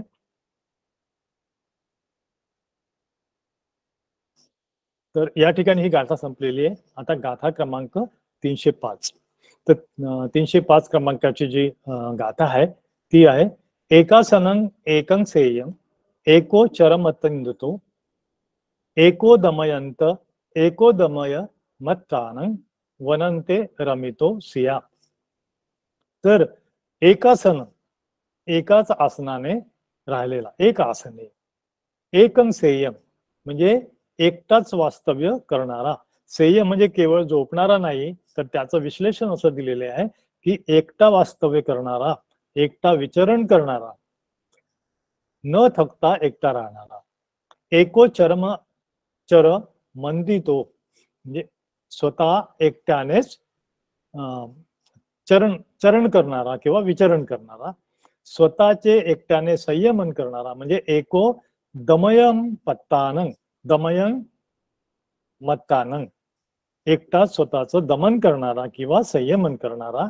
वनात रममान असतो, वनंती रमितो सिया, तो वनामध्ये रमण करत असतो. तर ही जी छोटीशी गाथा आहे, तर ही का कोणाबद्दल म्हटलेली आहे ते बद्दल आपण एकदा जाणून घेऊया. आपल्याला गाथेचा निष्ठ अर्थ कळेल. तर एक विहारिक थेरवतू, जो एकटा राहणारा असतो त्याबद्दल थेरांनी ही अट्टकथा त्या ठिकाणी सांगितलेली आहे, ही देसना दिलेली आहे. तर एकासनंती इमं धम्म देसन सत्था जेतवने विहरंतो एक विहारी थेर नामं आरंभ कथेसी. तर एक विहारी नावाचा थेर असतात, त्याला एक विहारीच का नाव पडतात की कारण तो एकटाच राहत असतो म्हणून. तर तो त्या थेरांच्या अनुषंगाने ही गाथा आलेली आहे. सो किरण थेरो एक केयो एक कोव सेय कप्पेती, तो एकटाच राहतो. तर एको केव निसिदती, एकाच ठिकाणी तो एकटा बसतो. एक कोव चंकमती, चंक्रमण करताना सुद्धा तो एकटाच असतो. एक कोव तिठ्ठती, उभा राहतो आहे, कुठेतरी थांबलेला आहे तो, तरी सुद्धा तो एकटाच राहतो. चतुपरिस सन अंतरे पाकटो अहोसी, तरी सुद्धा चतुपरिसामध्ये तो पाकटो अहोसी, तो काय असतो, प्रसिद्ध असतो, सगळ्यांचा आवडता असतो. तर का आवडता असतो आणि त्याचं कारण नंतर आपल्याला या ठिकाणी स्पष्ट करण्यात आलेलं आहे की तो एकटाच आहे, समाजात राहत नाही किंवा इतर भिक्खूंसोबतही राहत नाही, संक्रमण पण एकटाच करतो. तर त्यामध्ये याचं विश्लेषण पुढे असं दिलेलं आहे. अथ नंग भिक्खू, तो भिक्खू त्याबद्दल विचारतात.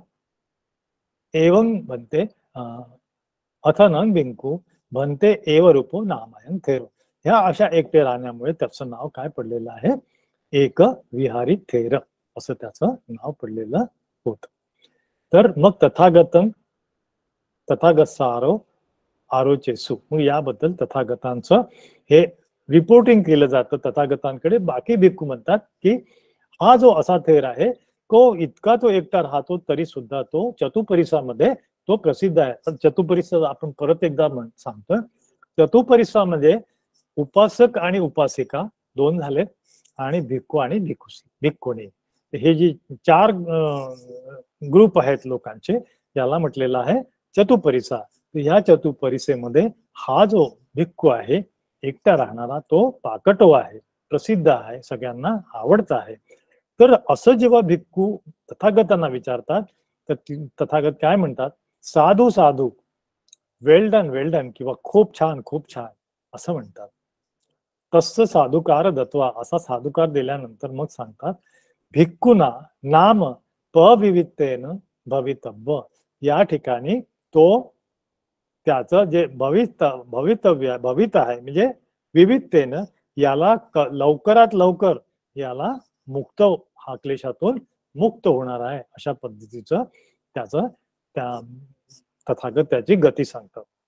विवेके अनिसंस कथेत्वा, तर हा जो निसंशयपणे तो विवेकामध्ये राहिल्यामुळे त्याची जी गती आहे लवकरच तो मुक्त होण्याच्या मार्गावर आहे, अशी ही छोटीशी एक कथा आहे. तर त्यावेळेस हे एक्सप्लेन केल्यानंतर तथागत ही गाथा सांगत आहे.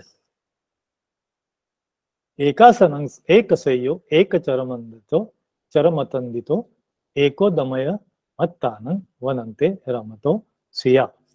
एकटा राहणारा जो आहे ना, तो काय करतो, वनंते रमितो सिया, वनामध्ये रमण करत असतो.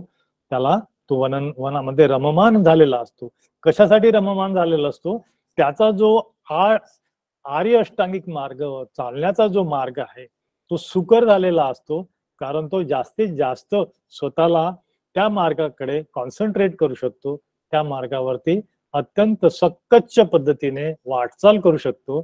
तर अशा पद्धतीने तो लवकर आपलं ध्येय गाठू शकतो असं तथागत या गाथेतून सांगत आहे.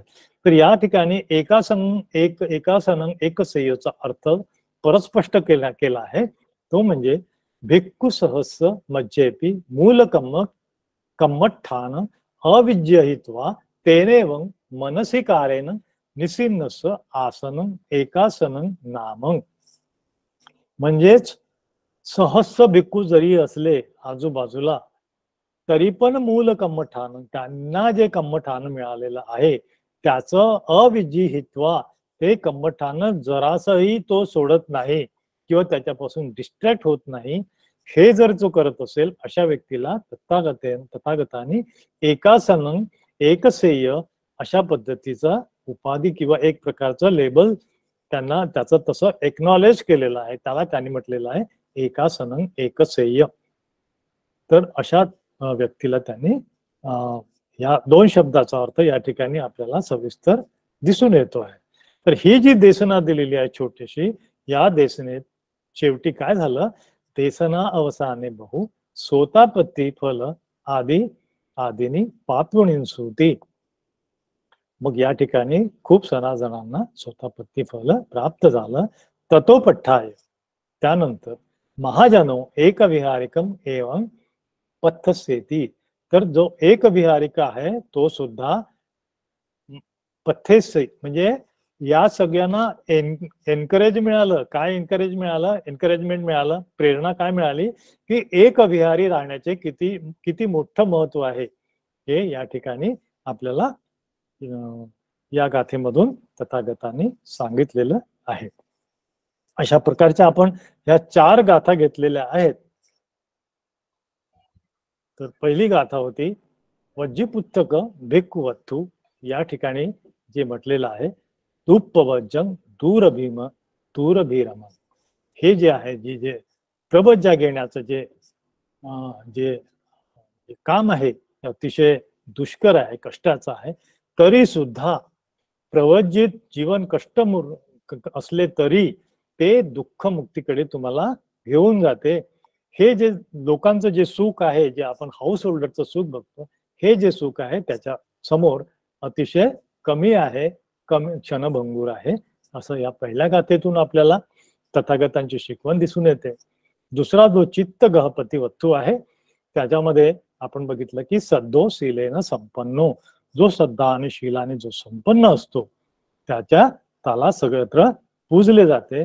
तर ही जी आपण चित्त गहपतीची जी गोष्ट ऐकलेली आहे, जी अट्टकथा ऐकलेली आहे, तर ज्यावेळेस तो चित्त गहपती, आता आपण ते पास्टचं जे थोडंसं राहिलेलं आहे याचं बॅकग्राऊंड ते या ठिकाणी आपण 2 मिनिटांमध्ये ते मी एक्सप्लेन करतो की हा चित्त गहपती इतकं याला याने दान दिलेलं आहे आणि त्याच्या बदल्यात त्याचा इतका आदर सत्कार झालेला आहे. त्याला खूप सारं हिरे जवाहरात आपण त्याच्या गाडीमध्ये 500 गाडीमध्ये सगळे लोड करून किंवा त्याला दान देऊन परत पाठवण्यात आलेला आहे. तर हा म्हणते ही तथागता की याचं मागचं जन्म कसा होता ते जरा सांगाल का, असं ते सगळी घटना घडल्यावरती आनंद थेर तथागतांना विचारत असतात.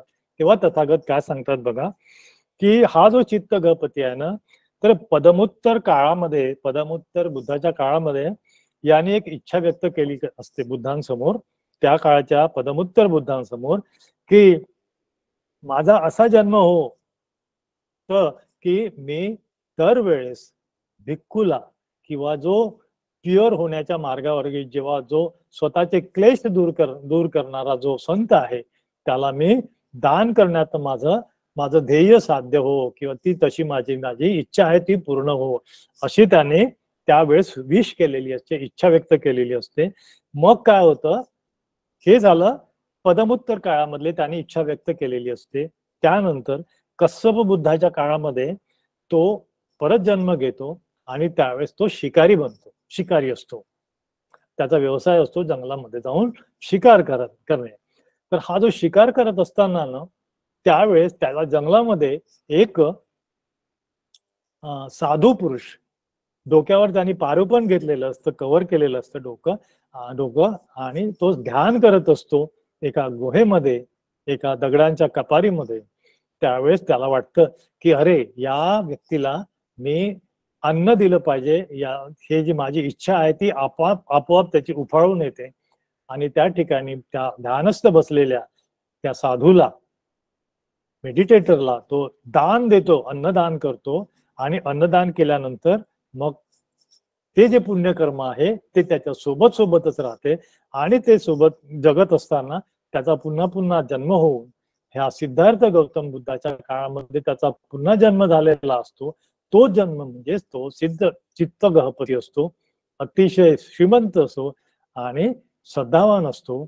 आणि या श्रद्धाच्या याच्यामध्ये जीवन जगत असताना त्याला अशा पद्धतीने पहिल्यांदा त्या एका थेराला, नंतर त्या 2 थेरांना तो दान देऊन आपापल्या पारमिता, एक प्रकारचे जे त्याची जी इच्छा आहे ती आणखी बलवान करत असतो. आणि त्यामुळे मग त्याला शेवटी बुद्धांना ते 500 गाड्यांचं दान, अन्नाचं दान करतो. आणि अर्हत पदाच्या पर्यंत नाही गेलेला आहे तो, सकदागामी फलापर्यंत तो पोहोचलेला होता. अशी त्याची ही कथा तथागत त्याला सांगत असतात. तर हे झालं चित्त गहपती वत्थूची आधीचं बॅकग्राऊंड, पूर्वजन्मीची कथा. त्या ठिकाणी मगाशी सांगायची राहून गेली होती, ती या ठिकाणी पूर्ण झालेली आहे. नंतर 304 क्रमांची गाथा आहे, ती आहे चूळ सुभद्रा वत्थू. आपण बघितलेले आहे की ती सुभद्रा किती सत्पुरुष असते आणि कशा पद्धतीने ती तथागतांना आदराने जे निमंत्रण देते. आणि त्या निमंत्रणानंतर तथागत त्या ठिकाणी भोजन घ्यायला जाणार असतात 20 योजन दूर. तर त्या गाथेमध्ये तथागत म्हणतात, दूरे संतो प्रकाशयन्ति. कितीही दूर असला तरी जो संत असतो तो शीलवान असतो, तो प्रकाशमानच असतो. त्याप्रमाणे जो बर्फाच्छादित पर्वत असतो तो दुरूनही ज्याप्रमाणे प्रकाशित दिसतो त्याप्रमाणेच हे संत असतात. हे 304 गाथेमध्ये आलेलं आहे. आणि 305 गाथेमध्ये एक विहारिक थेरवथू, जो एको चरमतंदितो, जो एकटाच राहायला तो चारिका करत असतो, आपलं जीवन जगत असतो. तर हा जो आहे तो वनामध्ये रममान असतो. तर वनात रममान असतो तर प्रश्न हा निर्माण होतो या ठिकाणी की एखाद्याने घर सोडून दिलंय आणि तो वनामध्ये एकटाच भटकत आहे. मग आपल्या मनात सर्वसाधारण प्रश्न निर्माण होतो की मग त्याला तुम्ही बुद्धांनी काय एवढं महत्व दिलेलं आहे. तर त्याच्या मनामध्ये तो म्हणजे त्याची चित्ताची चेतना काय आहे, तो कशासाठी एकटा राहतोय, कशासाठी एका चरमध्ये राहतोय, एकटा वास्तव्य करतोय, तो उद्देश किंवा त्याच्या मागची त्याची जी काय म्हणतात त्याला इच्छा काय आहे, की नुसताच भटकत आहे तो एकटा. ते यामध्ये तथागतांनी स्पष्ट सांगितलेलं आहे की तो आर्य अष्टांगिक मार्गावर चालून स्वतःचे क्लेश नष्ट करण्याच्या मार्गावर असेल तरच त्याला तुम्ही काय म्हणत आहे की एकोचरमंदी तो म्हटलं पाहिजे, किंवा वनात रममान झालेला भिक्खू म्हटलेलं पाहिजे. त्याला त्या पद्धतीचा आदर सत्कार दिला पाहिजे. आणि असा व्यक्तीच पाकटो अवसी, तोच हे होऊ शकतो की प्रसिद्ध होऊ शकतो उपासिकामध्ये, चतुपरिषदामध्ये. जर एखादा व्यक्ती जर नुसताच भटकत असेल तर तो असा व्यक्ती बालो आहे, मूर्ख आहे. कारण त्याची जी चेतना आहे ती मिच्छादिष्टीची चेतना आहे. त्याला तुम्ही ओळखता आलं पाहिजे, कोणता एक विहारिक रममान होणारा आहे, कोण मार्गावर चालणारा आहे आणि कोणता नुसताच निष्क्रियपणे भटकत आहे. या ठिकाणी आपण आयडेंटिफाय केलेलं पाहिजे. हे तथागतांनी या ठिकाणी स्पष्ट केलेलं आहे. तर अशा 4 गाथा आपण बघितलेल्या आहेत, त्यांच्या अट्टकथा आपण समजून घेतलेल्या आहेत. या ठिकाणी या 4 गाथांच्या धम्मसाकच्यच्या देसनेने आपलं सगळ्यांचं मंगल हो, कल्याण हो. रागंच दोषंच पहाय मोह संदालयित्वान संयोजनानी असंतस्य जीवित संख्यम मी एकोचरे खग्गविसान. ज्याप्रमाणे हा खग्गविसान आहे, एक खग्गविसान म्हणजे गेंडा जो आहे, गेंड्याची उपमा दिलेली आहे की ज्याप्रमाणे हा जो खग्गविसान आहे तो जंगलामध्ये कसा राहतो, एकटाच राहतो. तर तो एकटा राहतो, त्याला कोणाला त्रासही देत नाही, कोणाकडे त्याचं लक्षही नसतं, तो सगळा आपल्यामध्ये स्वतःमध्येच रममान असतो. त्याचप्रमाणे रागंच दोषच पहाय मोह, राग दोष आणि मोह याला काढून टाकण्यासाठी, पहाय रिमूव्ह करण्यासाठी संदाल यत्वान संयोजनानी, हे जे संयोजन आहेत यांना संदालयत्वानी पूर्णपणे नष्ट करण्याच्या मार्गावर जो आहे असंतस्य जीवित संखयम मी, जो असंतस्य जो जीवन आहे, जे शांत नसलेला किंवा जो मूर्ख व्यक्ती आहे, ते जीवन पूर्णपणे सोडून देऊन तो एकोचरे खग्गविसान, जो खग्गविसानासारखा जो संक्रमण करतो, विचरण करतो आणि एकटा राहतो, या व्यक्तीला तुम्ही निर्मळ म्हटलेला पाहिजे, त्याला तुम्ही मान दिला पाहिजे, तो खरा माझा श्रमण आहे, असं त्या खग्गविसान सूत्रामध्ये तथागतांनी सांगितलेलं आहे.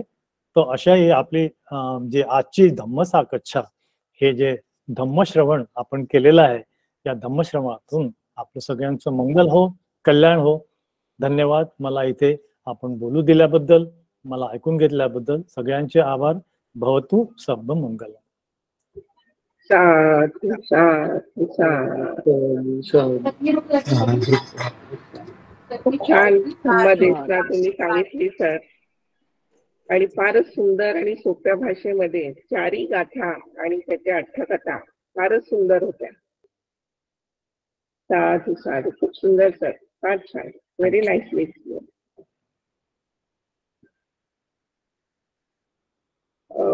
कोणाला प्रश्न असतील तर प्लीज, सगळ्यांनी आपापले प्रश्न लिहून ठेवले असतील तर विचारा प्लीज, सर त्यांचं निरसन करतील.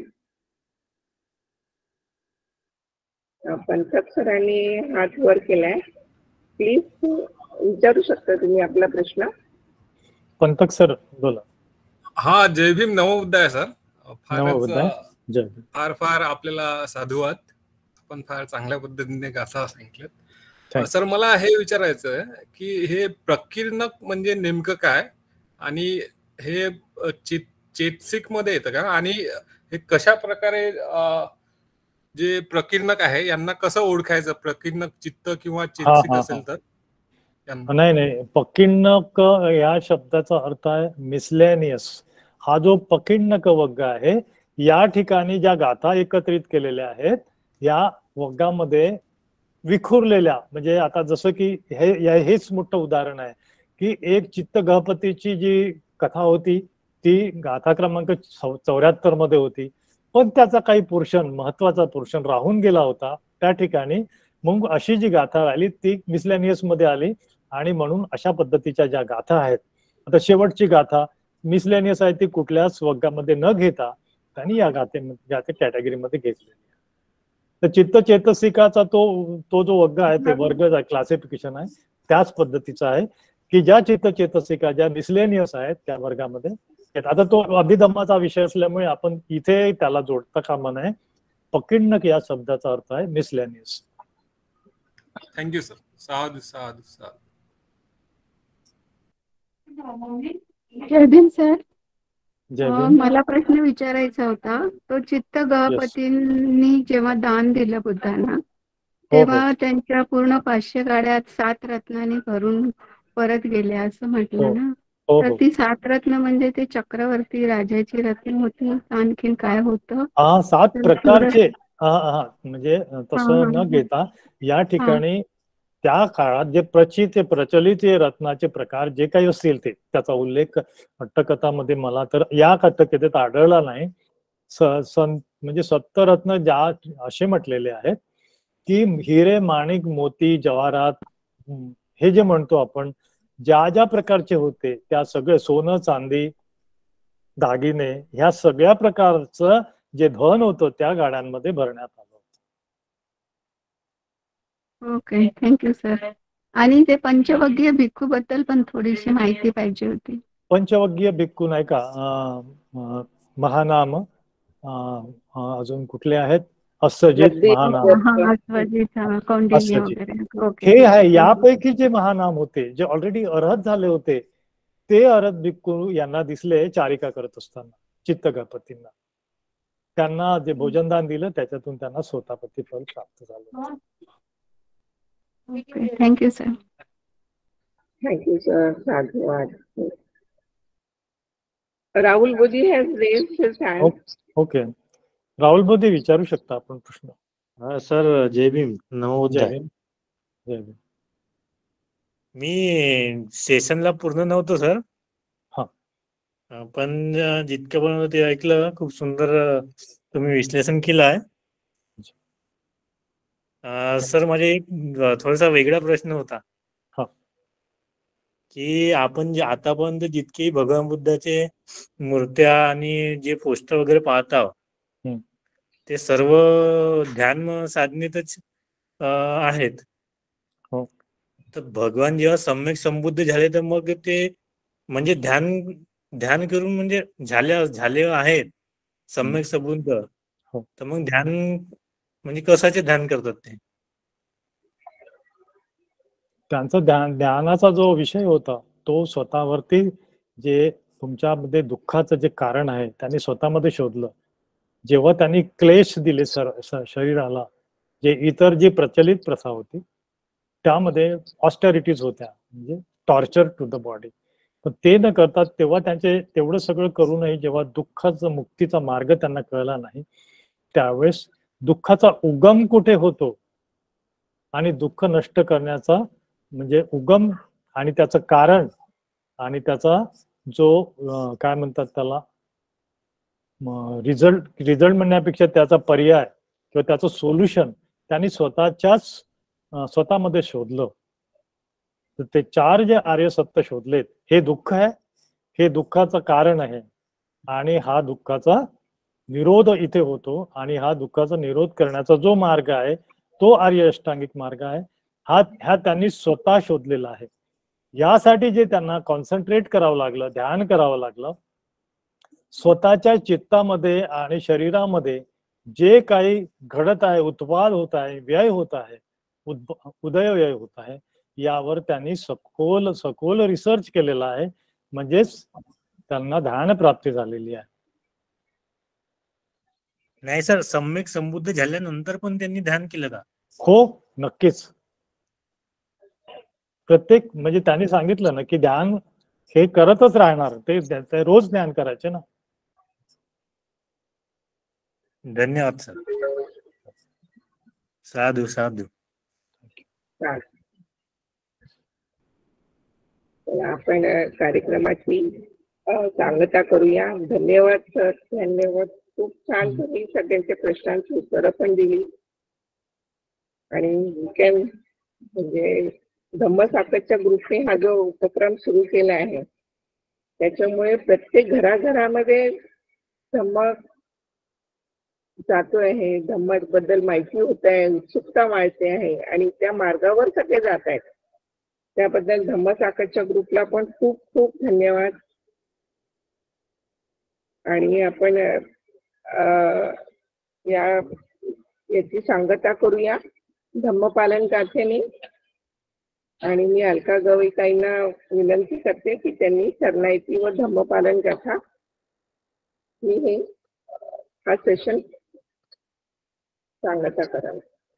सब पाप सकरणं कुशल संपदा सचित पर्योदपनं एतन्मुदान शासनं धम्मं चरे सुचरितं नतं दुचरितं चरे धम्मचारी सुखं सेति अस्मि लोके परं हि च न तावता धम्मधरो यावता बहुभासति योऽचपमति सुत्वान् धम्मं कायेन पश्यति सवे धम्मधरो भूति यो धम्मं नमपज्जति नथि मे शरणं गह्यं बुद्धो मे शरणं वरणं एतेन सज्जवज्जेन होतु मे जयमङ्गलम् नथि मे शरणं गह्यं धम्मो मे शरणं वरणं एतेन सज्जवज्जेन होतु मे जयमङ्गलम् नथि मे शरणं गह्यं सङ्घो मे शरणं वरणं एतेन सज्जवज्जेन होतु मे जयमङ्गलम् नमो बुद्धाय नमो धम्माय नमो संघाय साधु साधु साधु